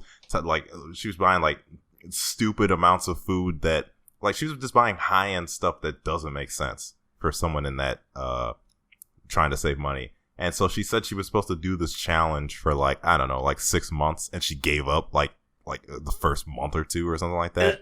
So she's just kind of out there. Dude, look at oh, they sell more than just food shit. Okay. Well, so why would wellness. you Goop? Why would I want to eat at a place called Goop? I don't know. It's that sounds really gross. Yeah, it's really ugly name. It's just not for really ugly people. Boots. What the hell? Yeah, well, just check out the what's new page. Okay. None of this shit's interesting to me. See, like, you can always slap a high price on like designer shit. That's fine, but I just want to see like their kitchen appliances. So right here, this article is stating there's a $1,200 casserole dish. Oh, it's still up on the site. Oh my God! Are those handles made of gold? That's what I was going to ask. Is that handle made out of solid gold? It's made out of titanium, 316 grade titanium steel. Only if it was adamantium. You said 1,200? I'd only pay that much for adamantium, even though it doesn't exist. Ooh, search the caviar fried chicken. No, why? Look at it. Just look at it. Okay. Because it's like I will also be putting all of these on the screen for the YouTube listeners, so they know what the hell these abominations of food and culinary utensils are. Here, wait. Go to Momofuku's website because I feel like that's gonna take a while. Oh, there it is. It's only 1:17, which is forever in podcast time. But I'm just gonna skip to the picture ahead, dude. How? What the was that a chicken covered in aluminum foil? What is that? No, it's just like an animation. It's a chicken covered in caviar. Well, yeah. Wait, what is this, man? I don't know what that is. You need to go to the website. Yeah, Vogue. This is terrible. Of course, Vogue is gonna do something. Of course, Vogue is gonna do something like that. Go to Momofuku's website. Oh yeah, but that's how the caviar is served. Jesus and I think Christ. it's like 2 whole fried chickens. You have to order like 4 days in advance, and if you cancel, dude, is there a Momofuku in Vegas? I don't think there's a Momofuku. No, I think it's Vegas, in right? Chicago. It's in not Chicago, New York. I wish they had it. Oh, you know what? It's not even on there anymore. I think David Chang is like, "Fuck, I'm a meme, aren't I?" And then no, it's still there. I swear, it's still there. Okay, I'm clicking right now. Caviar and fried chicken, Momofuku noodle bar. Wrong turn. Go to menu. Go to menu. Okay. East let's just Village. go with East Village. Yeah, that sounds right. Caviar Should we fried have chicken. I figured since we end up talking To about the food left. a lot, should we just have a food You section see where now lunch for our is? podcast? You see where lunch is? Look under lunch. Oh, what the hell? I think we should just start up a food podcast, to be honest. Oh God, there it is. Oh, Caviar you get and fri- 2 whole roast chickens But like, that's not worth $500. It's the caviar. for your entire party. How 4 to big 6 is that? guests. 500 4 to- divided by 6. So a little that's under about 100. like 100. That's like 100, a little Alright. under 100. I really don't know why I'm trying to justify this purchase right now. I Well, feel see, like Rob, what you do is you get 10 people, and then it only costs $50. Wait, this caviar doesn't even. It's not the beluga sturgeon. Get well, that. you got to go to the okay. So here, 800 if you want to upgrade. Wait, no, it's not even upgrading. Is it? Yeah, it is. This one only has steelhead trout roe. This one has smoked steelhead trout roe. I don't And know this what one has any of that Pacific means. white sturgeon caviar, and this one has golden osetra caviar Ooh, from Bulgaria. from I don't Bulgaria. I don't know what anything you just said meant. Yeah, I mean, do you want eggs from Bulgaria, or do you want eggs? Oh, sorry. Let me reframe that. Do you want the finest eggs from Bulgaria, or do you want eggs from? Oh, we're Idaho. We're a top farm in Idaho. Yeah, isn't Idaho just for potatoes? Jesus. Yeah, they're just giving you little potato. They're giving you potato Dippin' Dots for the $500 one. Spend the extra $300. You're getting quality stuff right there. Go back to this Honestly, potato I'd Dippin' rather Dots. I'd rather take a fried chicken covered in little balls of potato than I would balls of caviar. Yes. No, that's stupid. Why wouldn't you just spread mashed potatoes on your chicken then? Well, yeah, I'd do that as well, but I wouldn't spread caviar on my chicken. Dippin' Dots are so stupid. No, Dude, they're not. Shut up. Watch your mouth. They make Shut me so up. upset. Everyone loves Oh, Dippin' Dots. Braxton Shut has up. Braxton has his credibility again. Hey, Braxton, it's nice of you to join us. We're already an hour and a half in. Jesus I was Christ. really missing your presence there. Shut up. Yeah, Dippin' Dots are awesome. You don't know Dots you're are so missing good. them. The only problem is I don't know where to find them outside of amusement parks. The only problem is when you put too many in your mouth, your tongue becomes too cold, and then you can't. You gotta go because it's too cold. Oh my god. Also, how did we get into this conversation? What movie were we talking about? Chef. Where we're just when is a cat? Chef. Chef TV series. Oh wait, Because I'm still David screen Chang was sharing on right it. there. David Chang was on it. Oh God. Shit. All right. Let's keep things moving. Yeah. Chicken Rob, why caviar. the? Try it. No, I was gonna say, Rob, why the hell did you see Dark Phoenix? I heard that was Garbo. Because I saw it on opening night. And it was amazing. I feel like it's along the same lines as a Resident Evil or an Underworld. Oh, It's campy. It's campy trash. Like if you're super into X-Men, which I would say I am more than like the average person, it's serviceable. It has you questioning a lot of shit. A lot of decision making seemed like flip floppy. Mm-hmm. But if you're like a diehard X-Men fan, then I don't think you can go wrong here. Dark Phoenix was, in my opinion, maybe like a 5.5, 6 out of 10. Worth watching so once, average, not in pretty average. theaters. Wouldn't rewatch it again anytime soon. But I just enjoyed those characters a lot, even though a lot of it doesn't really make sense. They tie up things in a very Game of Thrones season 8-esque fashion. Sophie Turner. She's in both. Yeah, and I just personally, I don't think the Dark Phoenix storyline can be made into a good story. It is always tragic. Someone's gonna fucking die that you care about, and it's always just like that's why it can be good. Well, Dark Phoenix thing is like One Punch Man without being funny. It's just like, oh, you're so overpowered. Your fights are literally just you thinking about the other person being disintegrated, and that's it.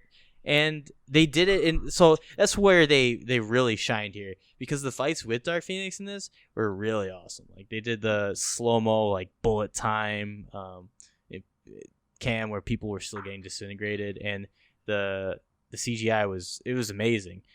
but the storyline was just so. I don't know. Sophie Turner as. Did she do well or no? I think she did. She acted her ass off in terms of like what was given to her, but I need to rewatch the movie. I'm cold on it now, but I think it was just more so the writing that was lacking. Yeah, because like it would be like a decision was made, and then it'd be like, oh fuck, why did I do that? And then it'd be like, oh wait, I'm Dark Phoenix, I don't care. And then the next scene would be like, oh, I'm Dark Phoenix, but I really do care.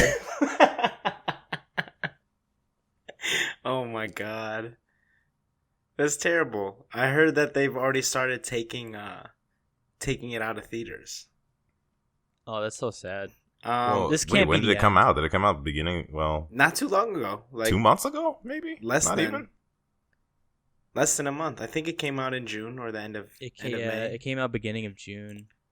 Woof Indeed. But yeah, it's like only made $230 million so far, and it costs $200 million to make. Well, at least the directors are eating nice. At least they can afford the upgraded caviar and chicken meal. Yeah, they're eating that fried chicken and caviar. Sophie Turner, she can only afford the Idaho caviar. All right. Yeah, and then it's like, CGI team, I'm sorry, you just gotta rub some mashed potatoes on your chicken. Yeah, you fucking peons eating your chicken without any fish on it. Ugh. Fish eggs specifically. Disgusting. Don't look at me. All right, so Dark Phoenix, forgettable unless you're a diehard X-Men fan. Any last thoughts before we move on to Silicon Valley? No, that about sums it up. Is there a new season for Silicon Valley out? No, I just caught up on it. Oh, okay. Well, at least you're honest. There's nothing wrong with that. I caught up on it from season 3, which came out in like 2015 or something. Yeah, thoughts, concerns? That show's it's amazing. It's hilarious. Have you been keeping up with it? I've never really watched it like through. I've just watched episodes on and off because like either Ray would be watching it or Eric would be watching it, but I've never actually like sat down and watched every episode. But I know what's going on. Silicon Valley is like if Big Bang Theory used. Okay, I'm out. No. Let me finish. Silicon Valley is like if Big Bang Theory used like legitimate tech talk and nerdiness, but displayed it in a way where you don't need a laugh track to encourage you to laugh. The laugh track is horrible. It's just when I see shit with laugh tracks these days, I'm just like, why? It's 2019. You're still using a fucking laugh track. It's mind control. Who still some Netflix series still uses it? Really? Gabriel Iglesias' new series. In the trailer, they use the laugh track. Exactly. Fluffy.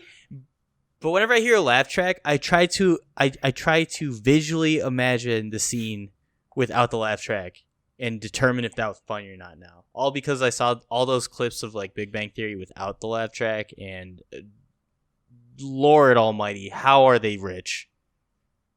The actors and the producers. I don't know. Because they let people know when to laugh. Like the difference with Silicon Valley and Big Bang Theory is that Big Bang Theory, it's like regular people laughing at nerds. In Silicon Valley, it's like you're laughing with nerds. No, you're laughing at the nerds because the nerds are making fun of each other with vulgar language and dick jokes. But still talking about like innovations in IT, realistic innovations, not like this fake mumbo jumbo shit. Like they explain it in a way to where it can be a feasible thing once we get that kind of technology. And it's just a different world because you know all these like startups in Silicon Valley just making millions and millions of dollars and like talking with investors and shit, and it's what I imagine what it would kind of be like in a satirized way, but just having that exposure into that kind of world where like money, like millions of dollars is just water. Mm-hmm. Just having that exposure is pretty cool. Interesting. Interesting, I should say. Yeah, that show's hilarious. Because, like, even though I don't, like, I haven't watched, like, most of the episodes, like, I'll still laugh based on, like, just how the actors are and how they, like, portray these characters. It's hilarious. Braxton, in the finale of season 1, they have this scene where they basically make a joke saying, oh yeah, like, we're really going to need to blow the socks off these judges, even if that means you have to go rub every guy off in the audience. And then Fire for Festival? the next... Nice. They take the next 10 minutes going through these, like, basic algorithms to try to determine what the most efficient way would be to jerk off every man in the audience. And it inspires a new platform for the tech they're building. It's always like that. Like it's just shit like that. It's kind of formulated, but it keeps leaving you wanting more. I love the food app in the later seasons. Oh, Weena, not Weena. Hot dog or not a hot dog. Oh yeah, there you go. Oh my god. Not the Weena. Anything else that you wanted to say with Silicon? No. For sure. Let's move on. Watch it, and I'm worried for season 6. Season 6 coming out end of 2019, or no, early 2020, end of 2019. End of 2019 is coming out. I thought that the finale to season 5, it could have ended the series right there and been amazing. And now I'm just worried we run the risk of a Game of Thrones season 8. So we'll see how that goes.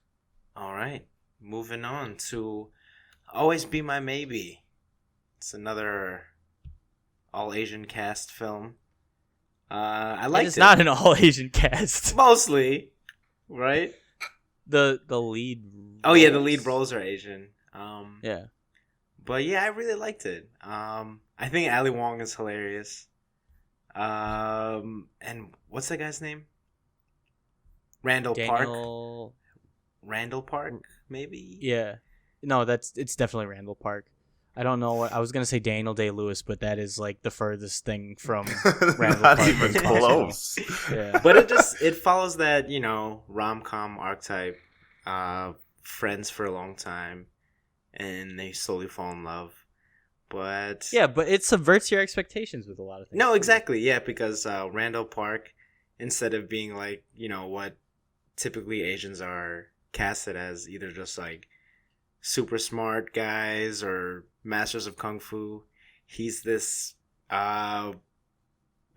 electric, or was he a plumber? Something along those lines of like plumber, electrician that has his own like rap group. I thought it was pretty hilarious. To be honest, I kind of wish we were still depicted as Kung Fu Man. We still are, 100%. Did you watch it? Name one movie in the past 2 years.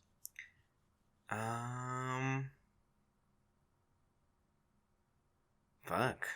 I don't know. Jackie. Does anime count? Yeah, I don't know, because I feel like that genre isn't popular right now at the moment. Because like for a long time it was like Tony Jaa, Jet Li, Jackie Chan. Oh, what's that show on AMC that was fucking terrible? Badlands. Badlands. There. Into the Badlands. But he's not even like real Asian. It's just like a weird like apocalyptic world. Like he's like a person from Cloud Atlas. Yeah, just a yeah, exactly. Hybrid gray person. No, exactly. But I thought it was good. Once again, Keanu Reeves makes a little appearance in it, and he's just hilarious in it. Dude, that blew my mind. He's hilarious. I could not believe it when he came on screen, and then by the time he was done with his part, I was like 10 minutes. I didn't remember what was happening because I was still like shook by seeing Keanu Reeves. Like it didn't make any sense, and it was then I realized like, oh shit, Netflix is putting a lot of money into their movies like right now. Yeah, Because Keanu Reeves is the hottest shit right now, man. He's everywhere. He's everywhere. Everything. I just hope he doesn't suffer from like overexposure. I loved his I loved his sideburns in the movie. They were hilarious. They were like I don't even know how to explain them. They were like perfect triangles on his face. Do you know what I'm talking about, Rob? His sideburns looked hilarious in the movie. Yeah, kind of like yeah. I feel you. But yeah, it wasn't a highlight for me, but I understand. What were some other highlights for you with the movie? So you know how like they were sitting at dinner with Keanu, and they're like this really nice, fancy like molecular gastronomy restaurant, and they were like explaining all the different foods, like and we've recorded the sounds of this boar dying, so you can listen to it as you eat it to understand the struggle it went through, and like all that stuff. And I'm just sitting there like, man, they're really just making fun of like people into this. And I'm like, if that menu was real, I would definitely try it. Like, I've never felt so targeted before. Yeah, that part was hilarious. Did that food not sound amazing? No, it did. It sounded great. Dude, I'm fucking sucker for, I don't even know. It looked beautiful, to be honest. It sounded delicious. Looked delicious. I would definitely love that experience of listening to the last moments of that boar. And how good were those original soundtracks for what's the band called? Hello Peril. Yes, Hello Peril. They were fucking nasty. Really good. How did that song go where he's like you could bounce it if it's a tennis ball, you could bounce it if it's a basketball, you could bounce it if it's a soccer ball, but you can't bounce it if it's a football. And like the fictional crowd's just going crazy, and I'm sitting there like, what the fuck am I listening to right now? You're sitting there like, how do I get this on my Spotify? I want to listen. I want these songs. Yeah, Kendrick, watch out. We got a real lyricist coming out. Got a lyricist here. I liked his style a lot. It reminded me a lot of just like Tribe, but that's just going too in depth into like a small part of the movie. Yeah, that was supposed to be overlooked. That first song is pretty damn good though. I didn't mind it at all. But yeah, Always Be My Maybe. Nothing too groundbreaking, but it's a good watch. I liked how it subverted expectations. Act 1 and Act 2 were very strong. Act 3, it just like fell apart into your typical rom-com cliches. Yep. Like, how many more times do we gotta see in a rom-com the guy barging through a crowd to profess his love to someone? Like, goddamn, dude. It was so strong until that. I'm like, okay, this is where like the writers got lazy. Yeah, they're like, people have seen this before, but they haven't seen it with an Asian man doing it. Yo, low key, that's kind of how I felt about Crazy Rich Asians. I was gonna say but that probably happened in that movie, but I've never watched it. But that's like my mom's favorite movie, and she's watched it like a trillion I feel times. like if I say anything that's not glowing positivity about that movie disowned. At family parties, You get disowned.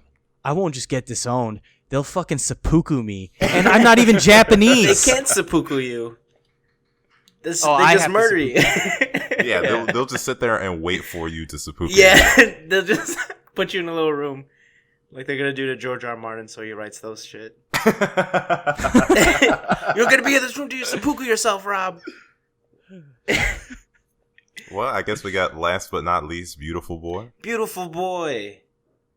Why have I seen this? Wait, don't tell me. Okay. This movie is Steve Carell. Yes! It's Steve Carell, and it's Haley Joel Osment with a ton of CG to make him look like a child again from The Sixth Sense. And then Steve Carell is like, hey, Haley, don't let anyone ever tell you that you can't be what you want to be. You're my beautiful boy. Well, that is very like, close to one of the scenes. Thanks, Dad. And he's like, actually, I'm not your dad. I was once you. I was a beautiful boy. And that's where it just roll credits. Right? Damn, so we could just hit. Like we can hit chapter black right now. I guess turn. You just covered the whole thing. So, beautiful boy. Steve Carell, yes, is in it. Haley Joel Osment, not so much. Wait, can I stop you really quick? Yeah. Is this under the classification of a white bummer movie?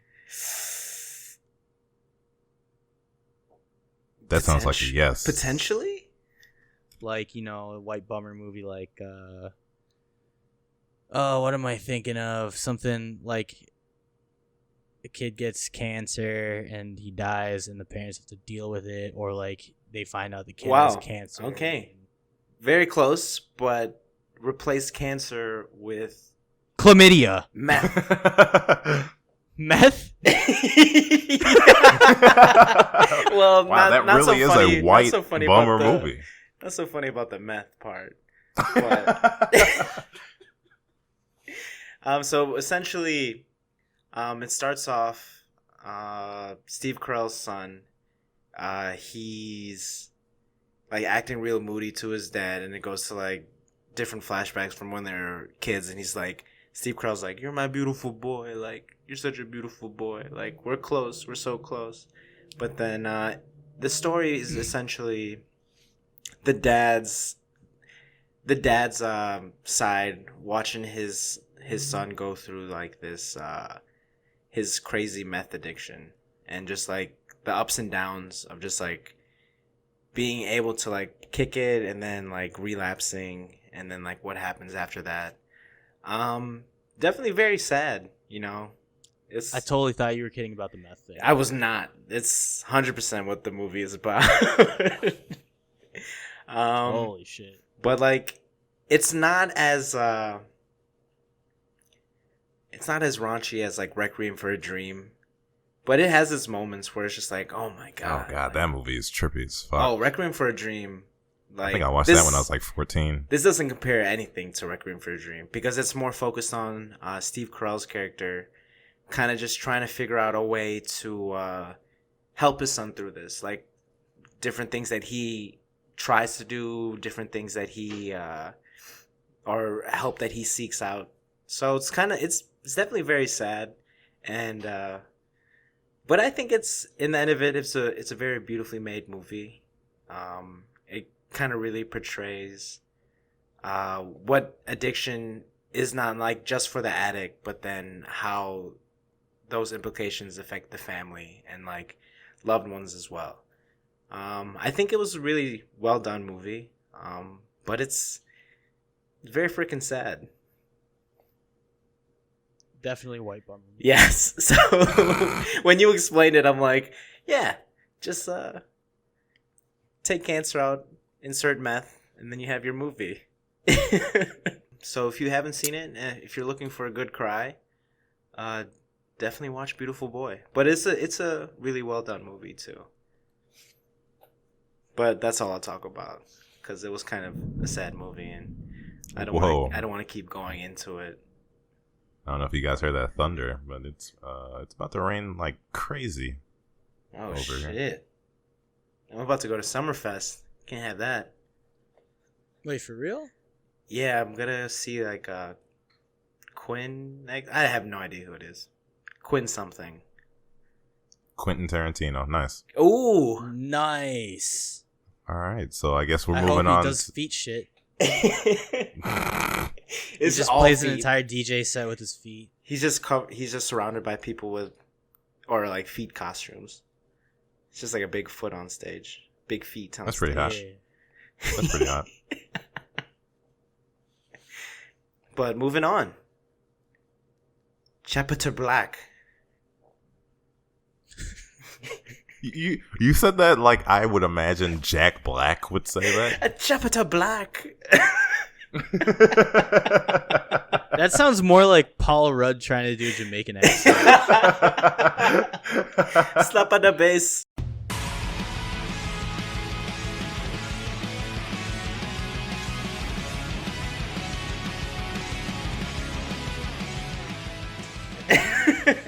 Oh, chopper the black.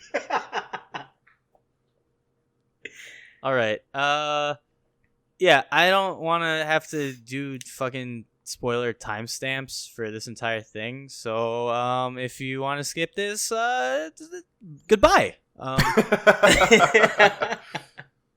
Yeah, I mean, at this we're point, gonna talk about all this shit. I was about to say, at this point, all these shows, you're either with it or you're not. At this point, yeah. Oh yeah. I've been holding in my Attack on Titan shit for several years now, so I'm ready to just let loose after I use the bathroom. But you guys can start the discussion on One Punch Man. One Punch Man. You caught up on One Punch Man? Yeah, are you? Yeah. All right. I'm glad that Genos is a beast. Well, he's now. Well, he was fighting Garo, but I think, man, I really want Garo to just like remember who Saitama is. I know, because he keeps like knocking him out, and then like Garo just wakes up, just oh god, it's like, what am I doing here? Because he's I totally ass. blacked out. He's like, how many drinks did I have? But he just goes on with his day like normal after. Like, I'm really into the story. I'm obviously upset about the whole animation situation, but like it's been a funny ride so far. So I'm glad that they still have that part too, which is fine with me. Yeah. I'm just yeah. I definitely feel like I know where it's going. Like with the monster cells involved, like Garo's eventually gonna eat a monster cell or two, and then like maybe he'll be as strong as I don't know why Man. he would though, because he doesn't like the monsters. He thinks they just get in his way, so I don't know why he would want to do that. But he wants to be the strongest, and I feel I think he'd probably want to test his mettle against the monsters as he is now. Mm-hmm. Oh, because he's definitely way stronger than all of them. He's probably pulling the hit from Dragon Ball Super, and he's just trying to self-improve on the battlefield. Oh yeah. So I would assume 100%. He'd probably want to do that more so than cheat his way to the top. Mm-hmm. But you never know, because every time he's met up with Saitama, he's been knocked out cold. Well, I mean, he's never going to be him, but I'm interested to see if, because the next episode apparently is, at least the title is Cleaning Up Your Disciple's Mess, and I know Genos was where Garo is, so I don't know if that means that Saitama gets to go face to face with him now, or whatever that ends up meaning. So I just thought it was super comical that Saitama's just freaking out at King because he can't beat him in that one game. That's really funny. Just keeps spamming, and then King has this combo that just ends the life. I like this small lash out at button mashers in fighting games. Yeah, that's like and me.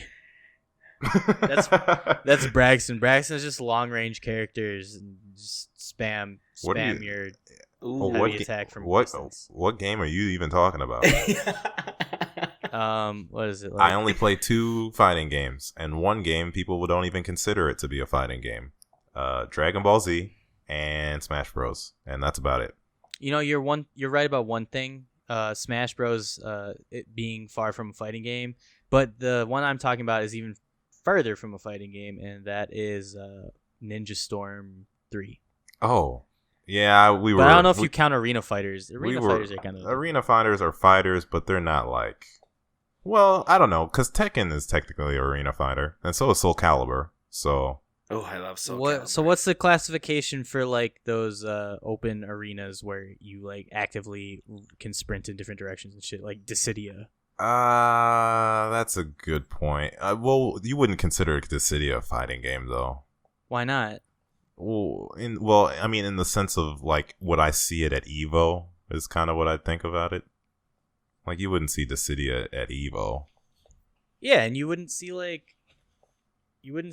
Storm or Shonen Superstars or whatever. What's that game called that just came out? Jump All Stars. Jump All Stars. something like that.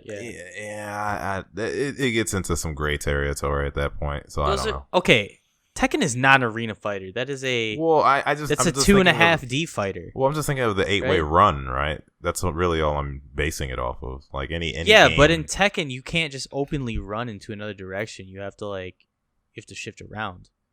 Yeah, that's a good point. But I'm just thinking of it from a movement perspective. 2.5D fighter. Yeah. Right? No, 2.5D would be Dragon Ball Z. Okay, yeah, that's what I was confusing with.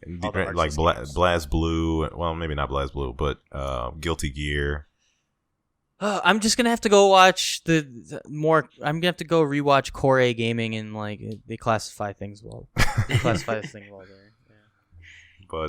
Yeah. But all we were talking about with One Punch Man was that we were just kind of excited to see how Garo's journey was progressing. So. Oh yeah, I like Garo a lot. We can ask you this, because I think that Garo's gonna eat a monster cell. I like it's a guarantee that he's gonna eat a monster cell. I disagreed. I disagree hard with that. Ooh. He's got too much pride. Yeah, I was about to say, he wants to do it himself. Or they force feed him the monster cell. Ooh. But when he transforms, he completely rejects it, so he remains the same. But then super cool. powerful. Yeah, then he flicks his arm out, just to I don't know, wipe off monster cell shit off his hand, and just takes out 3 fucking monsters just with the flick of his finger, and he's like, "Oh, I am a monster now." We also forget that Supersonic GO BOOM, he ate one of them. You mean Speed of Sound? Oh yeah, Speed. I keep forgetting. You say Supersonic GO BOOM?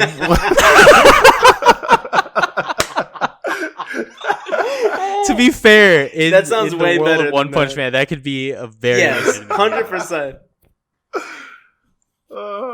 Because Speedo Sound. Wait, what is it? Speedo Sound Sonic. Speedo just Sound call him Sonic. Sonic. Yeah, just call him Sonic. Yeah, he's essentially Sonic. So Sonic the Hedgehog is very. So he ate a monster cell.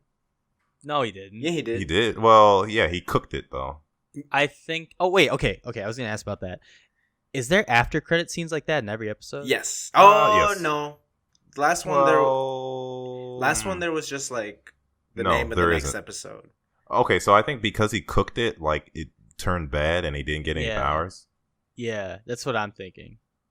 Or he's the most. Because honestly, I didn't want him to eat it. Honestly, me neither. Because I thought he had enough pride. Call me a racist, but I kind of enjoy the humans more than the monsters. That is pretty racist, I will say. Okay. I think the Monster Association. That's the whole Rob. That's the whole reason they're fighting. Duh. I just like that there's so many potential bad guys to challenge Saitama, but in the end, it doesn't even matter. I hate the way they portray his fights in this, and I get it. He's the gimmick of One Punch Man, but even when he one punched dudes in season 1. There was a lot more animation and flair to that than there is now. Now it's just a shitty punchline. Yeah. Pun intended. Okay, we can just move on to Attack on Titan after that. Jesus Christ. We'll see. Maybe they're doing that because they're setting up a huge battle. The fight with the alien was more than one punch. Yeah. Well, but it only took one punch. One serious punch. Oh. God, I need to rewatch that first season. Oh no, it was multiple serious punches. Consecutive. That. Yeah, consecutive serious punches, and it killed him. Yeah, it's very lacking this season. Some parts of it are really good. That Garo fight with all the Class A's. With my boy Watchdog Man? Oh my god, he got fucked up by Watchdog Man. I love Watchdog. He's always been my favorite character. He's great. He makes no sense at all, and I love it. If we're making a tier list, Watchdog Man, S tier. Oh, absolutely. Along with Moomin Rider, for sure. Oh, did you know they're making a One Punch Man arena fighter? Really? No, man. Stop with the anime arena fighters. That's all they know how to do. That's hilarious. Why does the anime fighter genre exist? There's Naruto. There's Jump Force. There's now One Punch Man. They were going to make a Kill la Kill one. But one is not a Shonen Jump property. One Punch Man? Well, still, One Punch Man, Jump Force, My Hero Academia had one. Then there's Kill la Kill. Then there's going to be there's One Piece has already had a couple. Wait, did the Kill la Kill one come out yet? No, I don't think so. No, that one looks really good actually. I don't know. Like if when you attack, it has the Japanese sound effect characters that accompany the attacks. Oh, speaking of which, there's also a JoJo Battle Royale that only exists in Japan. I heard about that, and I'm incredibly jealous. I think it like caps you at like 20 players, and you can use Zworldo if you're Jotaro, which is really broken. I just don't know how you do it. But when Jotaro uses it, is that Zworldo, or is that Yeah. just like Evolve Star Platinum?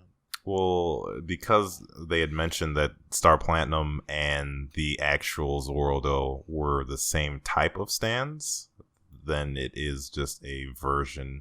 I mean, it was already a better version than Dio's, but I guess it's just been improved over time. So with those stands, what's the reference to the band? Did they start referencing band names completely yet, or is that just like their own thing? Which part are you talking about? Because I know because they've been referencing bands since like the first one with Speedwagon, for example. Wait, who's Speedwagon? REO Speedwagon. Wait, don't tell me. REO's. They're a band from back then. Oh, like that's the band name. Yeah, literally, his name is the band name. From like AC/DC, HGDC. Cars. Wait, what's Cars? Cars. I think Is all Cars the a band? I think all the Led gods Zeppelin? are bands. Whamu That wasn't is one. Wham, I was think. it? Oh, yeah, that's right. What are some good ones this season? Well, you like Notorious B.I.G. Yeah. I was gonna say that was one really was Notorious Big. Well, I like Spice Girl because when she does her flurry, she just names one of the Spice Girls songs. I think it's like edit. I don't know what the song is. I'd have to look it up. But instead of saying like order or anything like that, she just says the Spice Girls like song. That's hilarious. Yeah. Oh, we're totally skipping over Attack on Titan right now. We could just talk about JoJo's. Yeah, we can talk let's about go JoJo. with JoJo then, and then we'll go finish with Hayat. I mean, we know who the baddie is. Everyone swapped bodies now. It's all hell's broken loose. Paul Narif is back, and he's a turtle. Polnareff is back, and he's gone. And he's gone. I love Paul Naref. Me too, man. Yeah, I was so pissed he died. Bullshit. I hate that. And I love how Finally, they lean though. into how like ridiculous the situations are, and he even like admitted it himself. Like, when he found out there was another level to stands, he was like, "It was by complete stupid coincidence that I dropped my arrow behind my dresser and couldn't reach it because I'm a cripple now." Oh, the name of the song is Wannabe, by the way. So anytime she does a flurry of punches, she just shouts Wannabe. That's amazing. That's hilarious. But I mean, Diavolo is like, Yeah, who's King Crimson? That's just its own thing, right? King Crimson is the stand. Yeah, but like, what's the band name there? King Crimson, that's the band name. Oh, really? Yeah. Oh, damn it! I'm so uncultured. Well, don't I pretend like I know all this off the top of my head. I looked it up. It's fun to figure it out, though. I could not figure out Sanctuary. Yeah, me neither. And it turned out it was supposed Sanctuary. Odyssey is what they say. It's Oasis. Oasis. Yeah. I knew it started with an O. I couldn't okay. hear it because I kept reading Sanctuary. But then it was like Oasis and Green Day. Whew. That was a little scary. Just disappeared. Green for a Day second. was Choco Lattes, right? Yeah, it was Chocolatas. Dude, that dude is like probably one of the worst villains I've ever seen. Terrifying. What, physically or just from a power perspective? Just mentally. Like from a personality standpoint, Yeah. he's a very bad man. Yes, he is. They really depicted him to be a huge asshole. And that's why he got punched for like 20 minutes. Did you know in the manga that whole scene is like 12 pages long? 7? The 7-page Muda is what they called it. That's amazing. And in the show, it was what, 21 seconds or something like that? Yeah, something like that. Yeah. Because he was a horrible villain. It was a damn good 21 seconds. It was very satisfying. I think the cost of that episode went specifically into that. Like the equivalent of the rest of the episode to that scene has the same monetary value. Yeah, I believe it. It was so well done. Yeah. I've heard in the internet verse that people, at least who read the manga, think this is one of the worst parts, but I like it a lot. I've been enjoying it very, very well. I like it. Wait, in term like part 5 being one of the worst parts? I think it's either debated that either part 5 or part 6 are one of the worst, and I don't know what that means because I like them all. Yeah, I think they're just being outshined by. I mean, I heard 7 is Jolene, right? 6 is Jolene. 7 is Johnny, and I think everyone I don't loves. even know that one. I think everyone loves Johnny. And then Stone Ocean is still going, and that's like hundreds of chapters in. And No. Stone Ocean is part 6. You're thinking of Jojolian.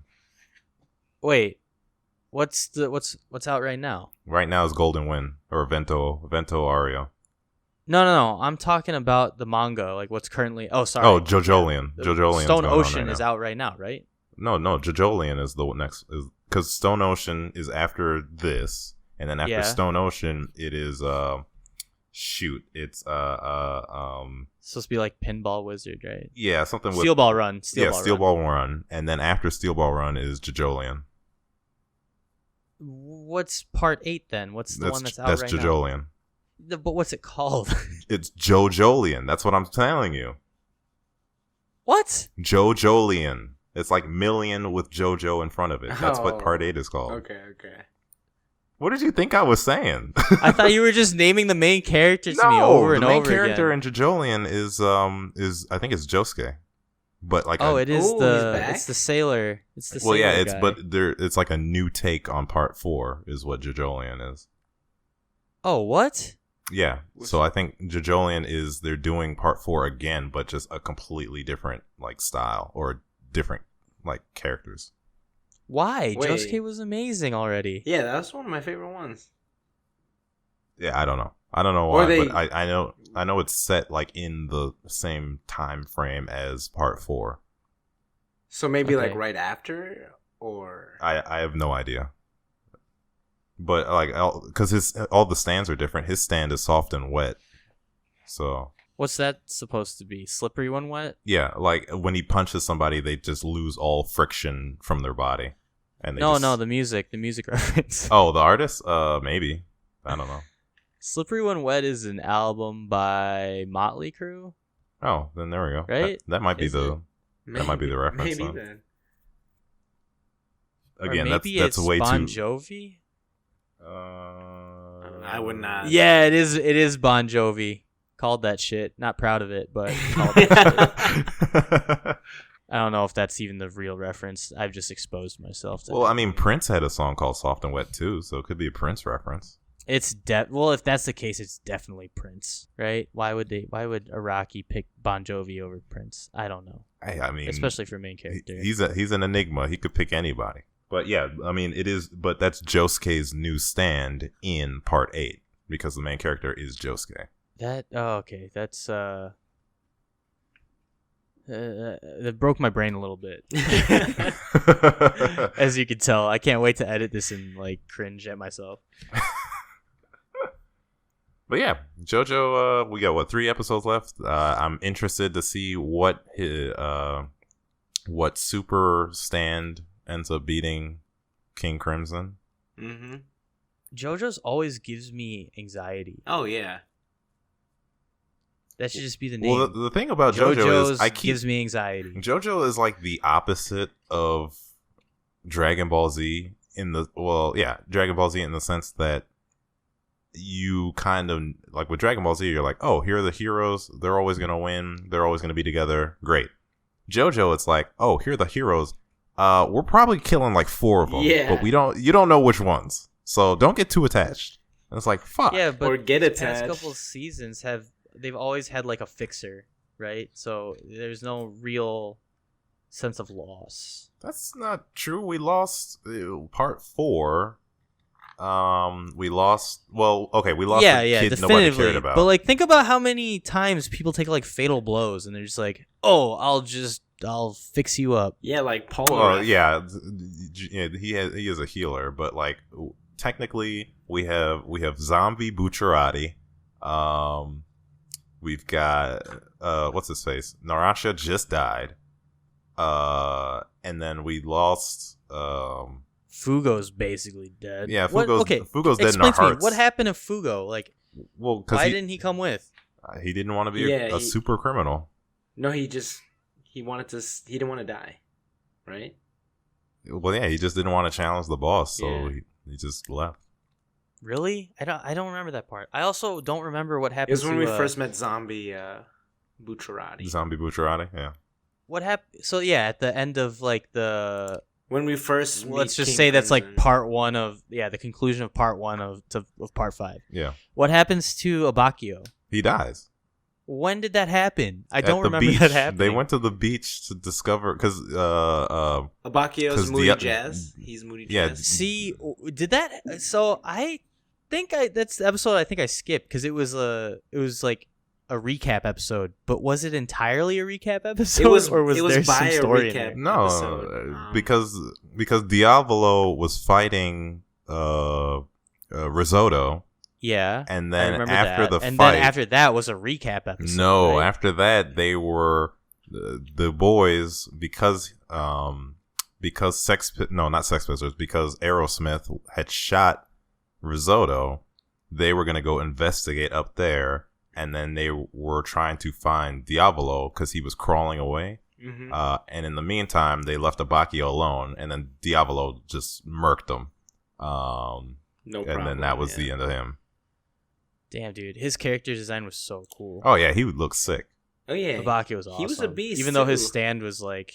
Well, his stand was Garbo, but it wasn't. It's like one of the most OP utility. It's like a very OP utility. You're right. From a utility standpoint, it is good. But I had a feeling he was gonna die.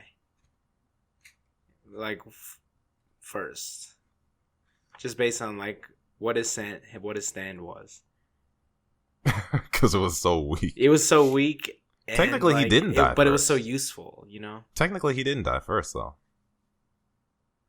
Bakio? Zombie Bucciarati died first.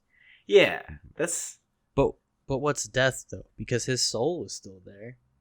Well, barely. Well, now it is there because he's in a permanent body. But I don't know what will happen once he's out of that body.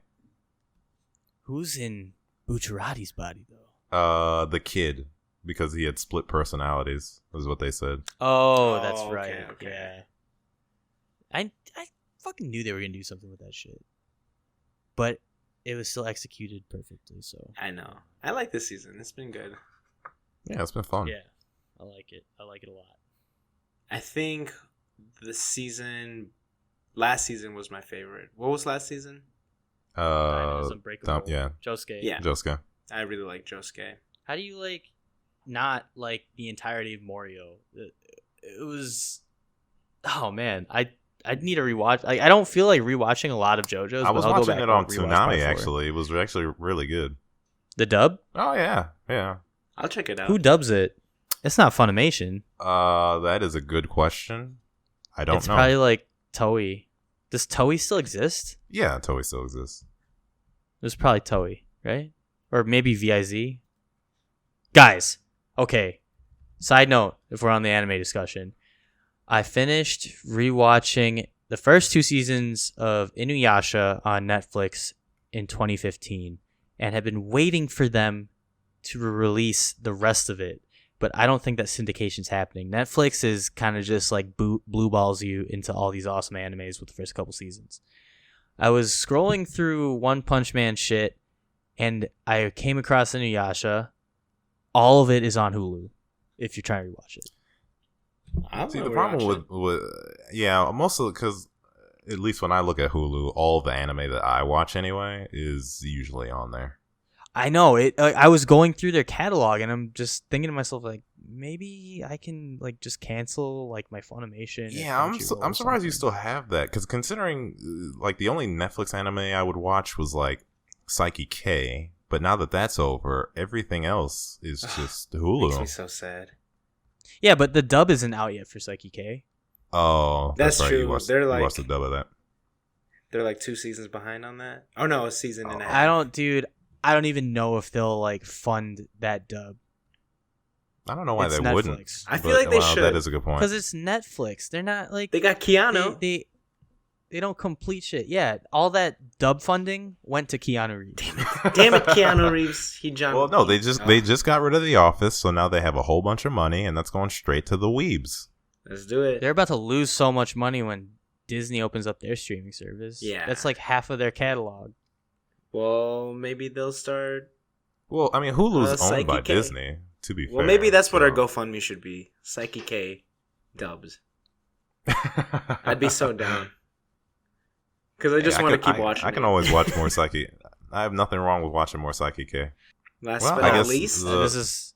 Yeah. Hold on, this is my section. I got this. Okay. All right. One Punch Man. What? Damn it. Ayot. Yeah, let's talk about Oats season 3. Or I guess it's just Oats. Oats 3. Hall and Oats. Oats 3 Part 2. Is that a stand? Easy Oats, baby. Last JoJo thing is Hall and Oats. It sounds like a stand. Hall and Oats. It could be now. You want to start a band? All right. Maybe Araki in his next installment after Jojolian, he'll run out of bands that interest him, and then he'll start going after podcasts. So like the stands will be cereal, cereal, or it'll be like Neatboyspodcast. I don't know what that accent was. Kind of ashamed of it. That was like Russian. Neatboyspodcast. Niet. Niet. It's like me almost saying my name when I'm drunk. Niet. Niet. Oh my god. But Attack on Titan season 3. Never been more confused in my life. Yes, you are caught up, sir. That sounds like you're caught up. Yeah, sounds like you watched it. I love how they titled the episode "The Basement." You know, like what people have been waiting for since 2012. And the last like 1 minute is the basement, and then they just ended there. Yeah, and they barely talk about it. They're like, "Oh, we have something, but let's talk about." There's a whole world around the world, something like that. Yeah, that's exactly what it is. Is that not like groundbreaking to you? It blew my mind because I'm just like, what? This is like all the part 1 of season 3 was the political setup. Yeah. To establish that world to tie into the rest of the world. Yeah, because I remember Mikasa's an outsider. So is Armin. Armin's an outsider. Well, that's the last questions I had for. I think just their bloodlines are outsiders. The bloodlines were outsiders that were then brought into Paradis. Okay, so now I have a question. Maybe they answered this, and I don't know why. But when you become a Titan yourself, you're in the body, and they can cut you out, and you're fine, and you're a human.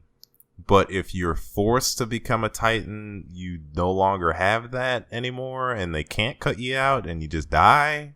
When you're forced to become a Titan, your initial organic body expands to actually become the Titan. Okay, and then you can't turn back. No, not unless you obtain one of the 7 key titans. Oh, all right. That clears up a question for me. Okay.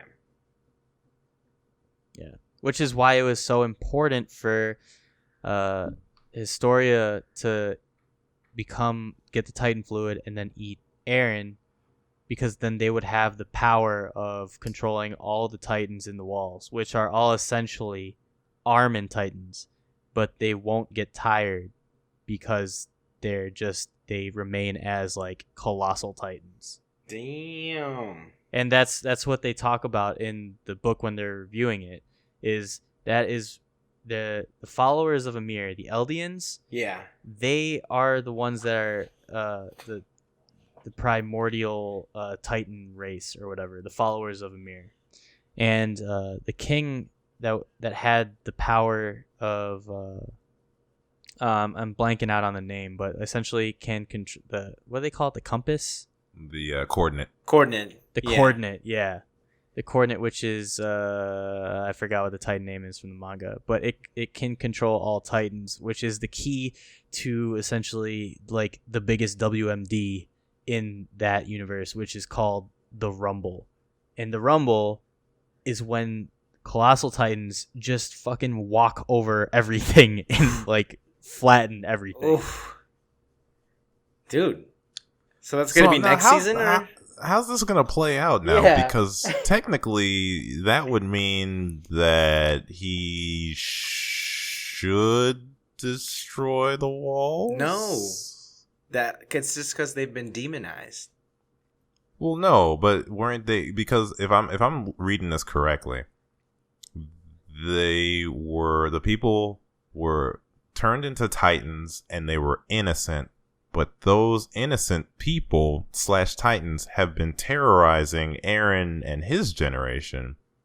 So should they? But the fucked up thing there is that Eren's generation are getting attacked by Titan,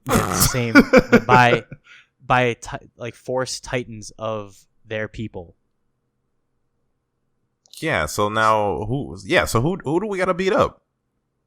Exactly. That's what we're trying to find out. That's why I'm so confused though, because it's like who's the bad guy? That's the thing. The past? Do we have to go to the past and beat up the past? Because we barely know anything about the other. Because there's 9 other cities or something they were saying. Well, nine Titan. There's 8 total Titans. Well, not the Titans, but main Titan? There's other cities besides countries. Yeah, other countries besides the one that Eren and crew are in. Yeah. Because they're on an island, basically. Yeah, they're on an island because they have the power. They have all those Titans. Yeah. Well, or do they have those Titans? Because we don't know that for sure.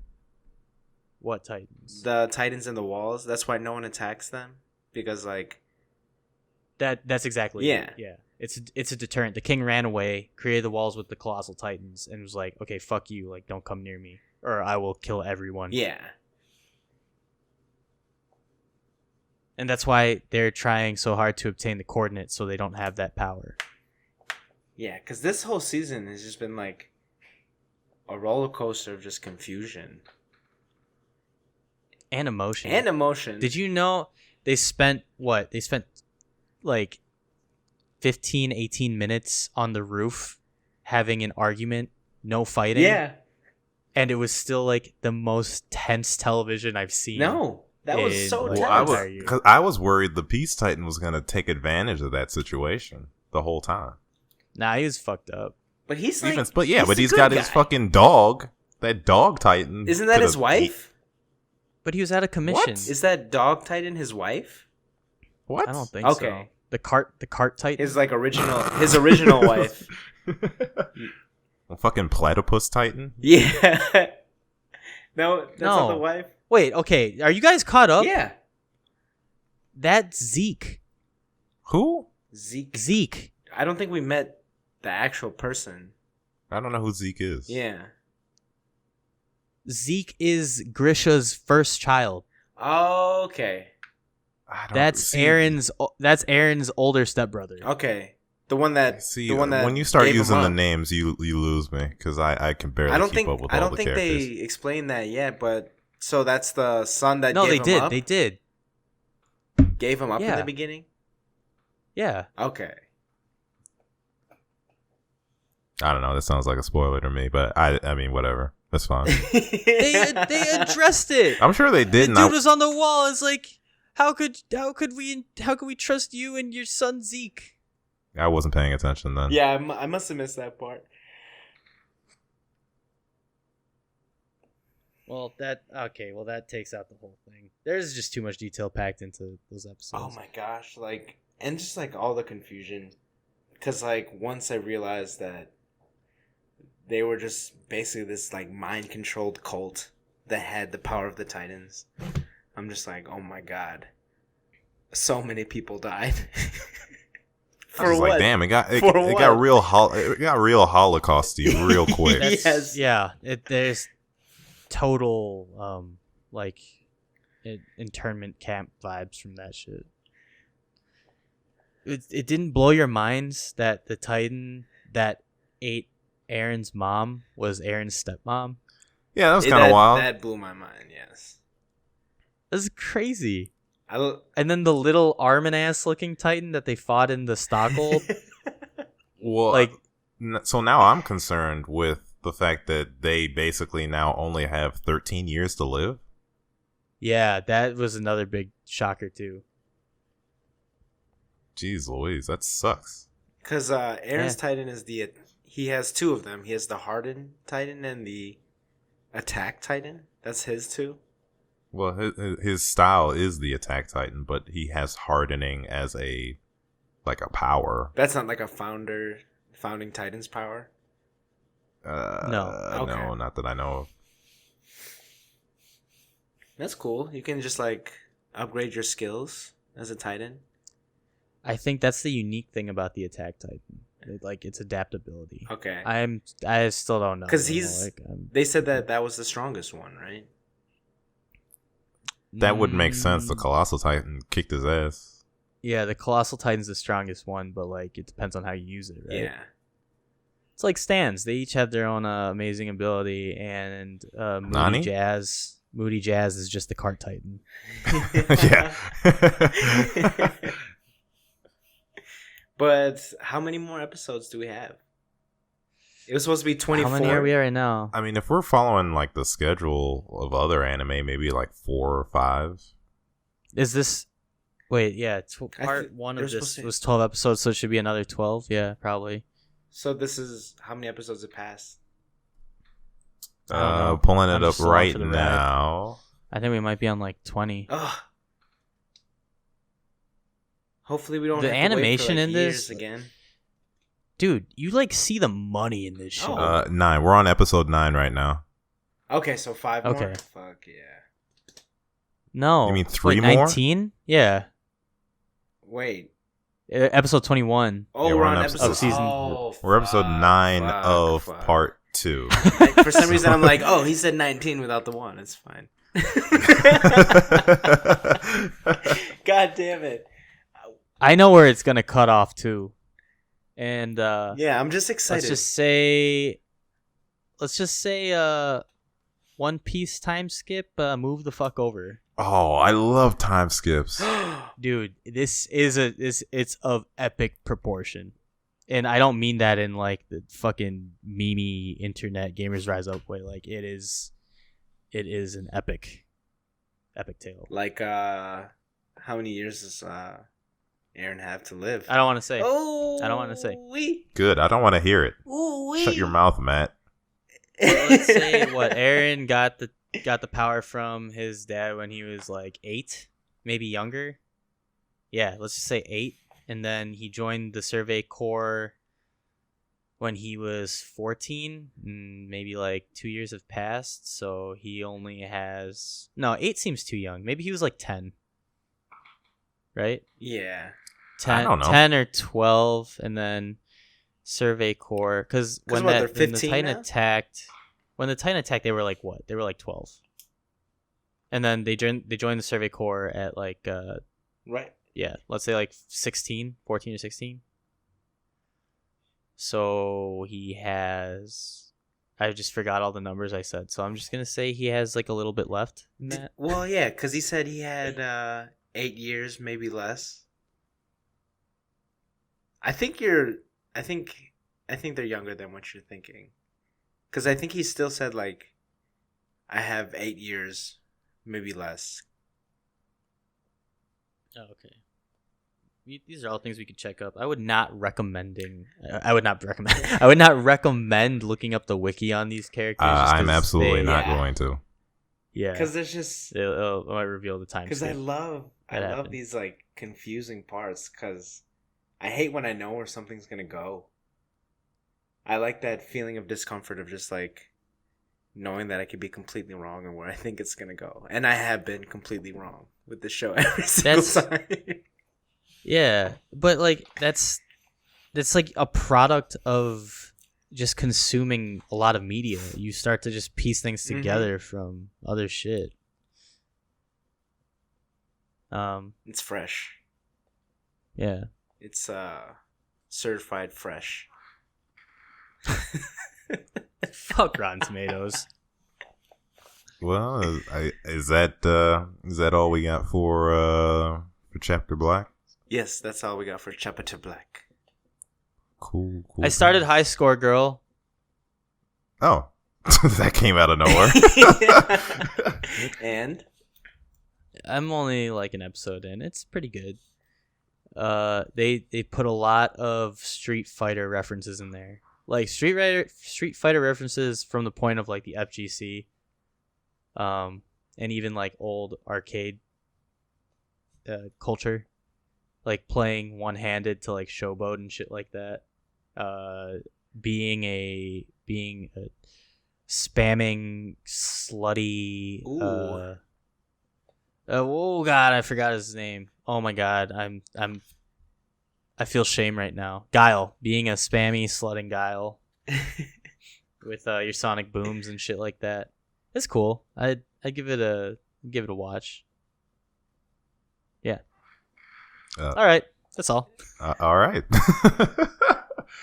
Then we can get into getting wrecked. Oh yeah, brother.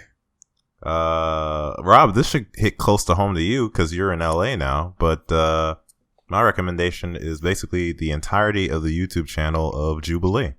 I watched a little bit of it. It's pretty funny. Because they do a lot of their filming in California. And they're open casting, so you guys can get in. Ooh. California's a big state, man. Hey, you know. I don't know. You have the jaw structure. Also, what is Jubilee? Jubilee's a YouTube channel that they basically... Jubilee is like if BuzzFeed didn't suck dick. Is kind of a good description I can use. They basically do a lot of kind of human experiments and things of that sort that are just, you know, they're either informational or it's just fun to watch. Super uncomfortable sometimes. So, for example, a lot of the series that I kind of started with them was they had a dating kind of game. It was called 1 versus 30, where they would have one person in the middle in a chair and 30 people around them, and they would just like be texting each other. Like it was just a big group text, and they were like asking questions. It was like a game show. Like if you still want to stay in the circle. If you don't, leave. Then they started doing recently, they did rate people on looks versus rating them on appearance. So they get like either a dude or a girl, and then they line up like 10 people. You mean looks by personality? I'm looking at the channel right now. Yeah. So they do stuff like that. So they do a lot of fun like dating, like speed dating stuff. And then they've started doing more kind of psychological stuff where it's like, do all guys think alike? Do all policemen think alike? Do all, Asian dudes think alike? Where they just get a group of people in a room, ask them questions, and they can stand, they can kind of describe what they're talking about. Or they have like two groups of people who are like opposite ends of, like, do Democrats and Republicans agree on stuff? Do teenagers and adults agree on stuff? Stuff like that. So it's a fun informational kind of something to kind of check out. I think they're very entertaining. And recently they started a new series where it's like basically find the mole. So they get 7 people together. Oh, and I think I like saw that one. it's like I think the first episode was like find the Beyonce hater. So they had 7 people in a room and 6 people loved Beyonce, but 1 person hated him. And if they could sniff out the mole, then they won like $1,000. But if the mole won, he got all the money by himself. It was really funny. There was a good one on it too. It was like, it's the same thing as Beyonce haters, but it's like find the atheist. Yeah, I think that was the most recent one they did. So it was like 6 Christians and 1 atheist, and they had to try and sniff out who the atheist was. Oh my god! I'm looking at one in particular right now, and it looks fairly interesting. And it's pro-vaccine versus anti-vaccine. Yep, and it's their Common Ground series where they get a bunch of people. So they I think they had a scientist versus flat earthers in there as well. That's the one I gotta watch. That's actually the Middle Ground series. Yeah, whatever. This is your rec press. Yeah, but I don't read the titles. I just like the content. I'm definitely gonna check out a bunch of these. Cause the one I watched was the live like Tinder, where he just had all these girls like walk in front of him, and he either swipe right or swipe left. Oh yeah, that's like, another one they do where holy you shit. either get like a girl with like 30 dudes or like a dude with 30 girls, and they just look you dead in the eye, and all he has to do is just swipe left and right in real life. It's like, oh my god. I felt so uncomfortable for the guy. He's like, this is actually happening, huh? I feel like they didn't tell him exactly what he was gonna do, because you could just like feel how tense he was. Or I mean, I feel like even if you know what you're about to do, that's still awkward. Yeah. I hope that this is like a series where it's not overly produced. Like, it sounds like it'd be really good raw, and if they're doing these situations in complete silence, I would be okay with that. Like, not having any background music while they're like swiping left or right and just hearing like all the uncomfortable like grunting and sighing. You can and see stuff. some of the girls make some faces. They're just like, really? Just I can't get over how their branding, it looks like Jollibee to me. Ooh, Jollibee. Oh, well. But yeah, that's my tidbit. That's my recommendation. I think it's a very interesting channel, and I've yet to be disappointed with what they've put out yet. So this looks interesting. Yeah, I want to check these out later. When did this channel start? I honestly don't know. The first thing I saw was their 1 versus 30. It was just some dude with a bunch of girls around him. I think they just started like a year ago. Yeah. Or maybe it was like 1 versus 100. I don't remember. They just get a lot of people. Cool. I'm really hoping this is the good side of your taste and not like a CinemaSins kind of channel. I don't know what you had against CinemaSins. Good lord. They're so bad. It's like shitty nitpicks that they just claim to. I'm not getting into this. We talked about this like a year ago. I feel like there's something else we talked about earlier. I'm like, we've definitely addressed this before. Whatever, Mr. Recommendation. Dude, how about you get through your positive recommendations instead of tearing mine down? Thank you very much. You're open to tear mine down. That's fine. But bring some substance and not just like, okay, it's shit. Okay. I'm not saying you don't. I'm just saying, like, come with some ammo if you're going to come in my shit. So moving on to my recommendation. It's an episode from the Joe Rogan Experience podcast. Whoa. Are you really advertising another podcast on our podcast? To be fair, this is the episode we probably mentioned the most other podcasts in the history of all the episodes we've recorded. Really? All 17. But I really like this one, this episode in particular with Annie Jacobson. So she's an investigative journalist, and they talk about 3 of her books. One of them is like Area 51. The other one is Operation Paperclip, and the other is Surprise Kill Vanish. And basically, she just talks about like information that she has gotten from either former CIA agents or former government workers, and you never know if it's true or not because like apparently like a lot of CIA agents like to like spread lies and shit. But she's won a couple of awards for her books, and it was just interesting because like when you think of Area 51, what do you think of immediately? Mediocre video game. Ooh, wow. Wait, mediocre, really? It's good for like a quarter toss here and there. I wouldn't say it's like so aliens, right? But she goes in and she talks about like how potentially it's way deeper than that, and the reason it's classified is not because aliens, or it's because like aliens was a good way to kind of just distract people from what may have been really going on, which was along the lines of just like human testing and stuff like that, similar to what they were doing in Nazi Germany. But yeah. So you're telling me they're holding the real Captain America in Area 51? Potentially. Or they're making him. Wait, so just like a guy on stage? It's more than that. He's got a nice shield and shit. But it was just... Yeah, they just got a surplus of vibranium and adamantium and everything. It was just like real interesting listening to her talk and tell the information that she got, because Operation Paperclip is basically the Nazis that escaped from Germany and like started towns elsewhere, like in Argentina and stuff like that. And then the other book, Surprise, Kill, Vanish, was about spies and how we utilize them, or how they've been utilized to help America out.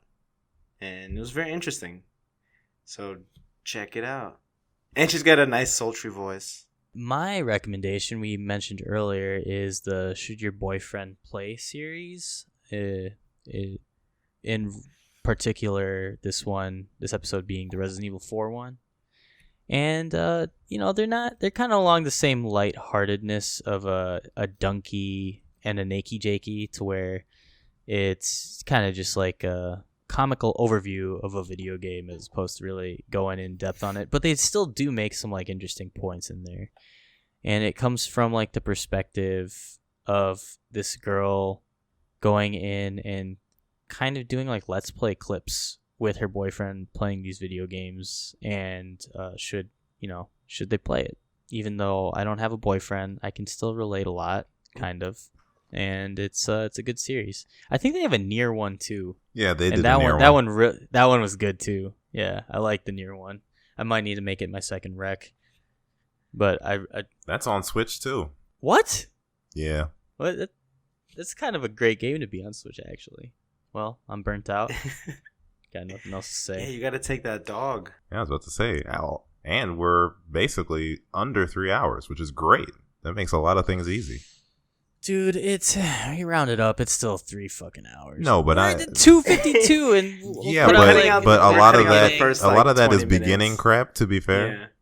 Zion Williamson. Yeah, but that was only like 7 minutes. Yeah, so still good. I honestly was aiming for an under 2 hour episode. Not even close. I know, we really missed the mark on that. Cine Matthew. We can only do that. Matthew took a long time this time. Yeah, because you guys puked everything up. It's been like patch notes took a long time. That's not true. Yeah, once the chef discussion started, we all just kind of went on to food, and I think we should have a food discussion every episode. I'd be so down. Yeah, but who wants to listen to that? I do. Oh. I want to talk about it. I've prioritized my food podcast to the bottom of my like necessary podcast listening list. Dude, I love food. Actually, it's just a food ASMR section where we just get up after Cine Matthew and we just cook something and put it in front of the mic. Or I'll start chewing another burrito again. Okay, if that's what it's gonna turn into, I don't want that anymore. I want it. Episode 1, wraps. Episode 2, roast chicken. Episode 3, crunch. Episode 4, Yeah. snap, crackle, pop. Ooh. And on this episode, nuts. Ooh. Oh yeah, there's a little bit of news. Rick and Morty season 4. I feel bad about admitting that I'm a Rick and Morty fan in public. But, Why? you know, It's a good show. Is that? Why are you ashamed? Because I don't want to be associated with those weirdos. That's because Rob thinks he has a reputation to uphold, even though he doesn't. Rick and Morty is great. I'm just saying, I don't autistically scream in fast food joints when I'm completely sober. Did you see the video of Justin Roiland reacting to that? No. Can you link me? Yeah, he's like, chill. You don't like it. You don't like H3H3 though, because he does it with Ethan. Oh, is it on the podcast? No, it's an actual H3 episode. Oh, I didn't know that. Wait, who says I don't like H3? Oh, well, maybe you just don't like his podcast. Yeah, I'm not a huge fan of it. It just feels like they bring clickbaity people in there. Also, the content has dropped off a lot, but I liked them initially. So yeah, I guess you're right. I don't really like H3H3 anymore. But congrats on their new child. Yeah, they got a baby. That's cool. Well, thanks again for joining us on the Neat Boys podcast. And you know where to find us, and we're not going to say. Oh, it'll be a fun little Easter egg hunt for you. I'm going to say it. We are on Gmail, even though, no one messages us. Wah. We also got the Twitter. We also got the YouTube. We got the SoundCloud, the Spotify, the iTunes. And all those links will be on the screen for the people who are watching the video version. So I'd recommend the video version because it's got beautiful icons on it that you can look at. The icons are tremendously beautiful. Yeah. You don't want to back up your icons more? I kind of set you up there. I was just gonna say it was a very crisp Google search. We'll put it that way. Oh no, we did not pay for these stock images. Our stock budget is through the roof. All right. We're not gonna make money in the UK now. Sorry for all the shitting on the UK this episode. Was there a lot? Well, maybe there was. Yeah. It was more than one. It was a South thing. I think anytime more than one is probably Sorry, UK. You can sponsor us. Well, I'm your host, Rob, joined by me, my co-host, Matt and Braxton, signing off. Like, subscribe, pound the like. Or the hearts, or the tweets, or the, any other way you can show your appreciation and gratitude. Yeah, pound that recycle sign on Twitter. Missing one of the arrows. It really does kind of, one more arrow and it would be there. And don't pound women. We respect women. Respect. Well, it sounded like pounding. You did that. Yeah, what was that, Matt? So we're on video chat. Matt making it looked like snapping motions, but it did not sound like that at all. Ali G. Oh, okay. Fireworks. There's fireworks outside my apartment. Summerfest must have started. Oh. Yeah, were we done? I don't know. All right. Well, are we done now? Yeah, Are we done now? I was going to stop it.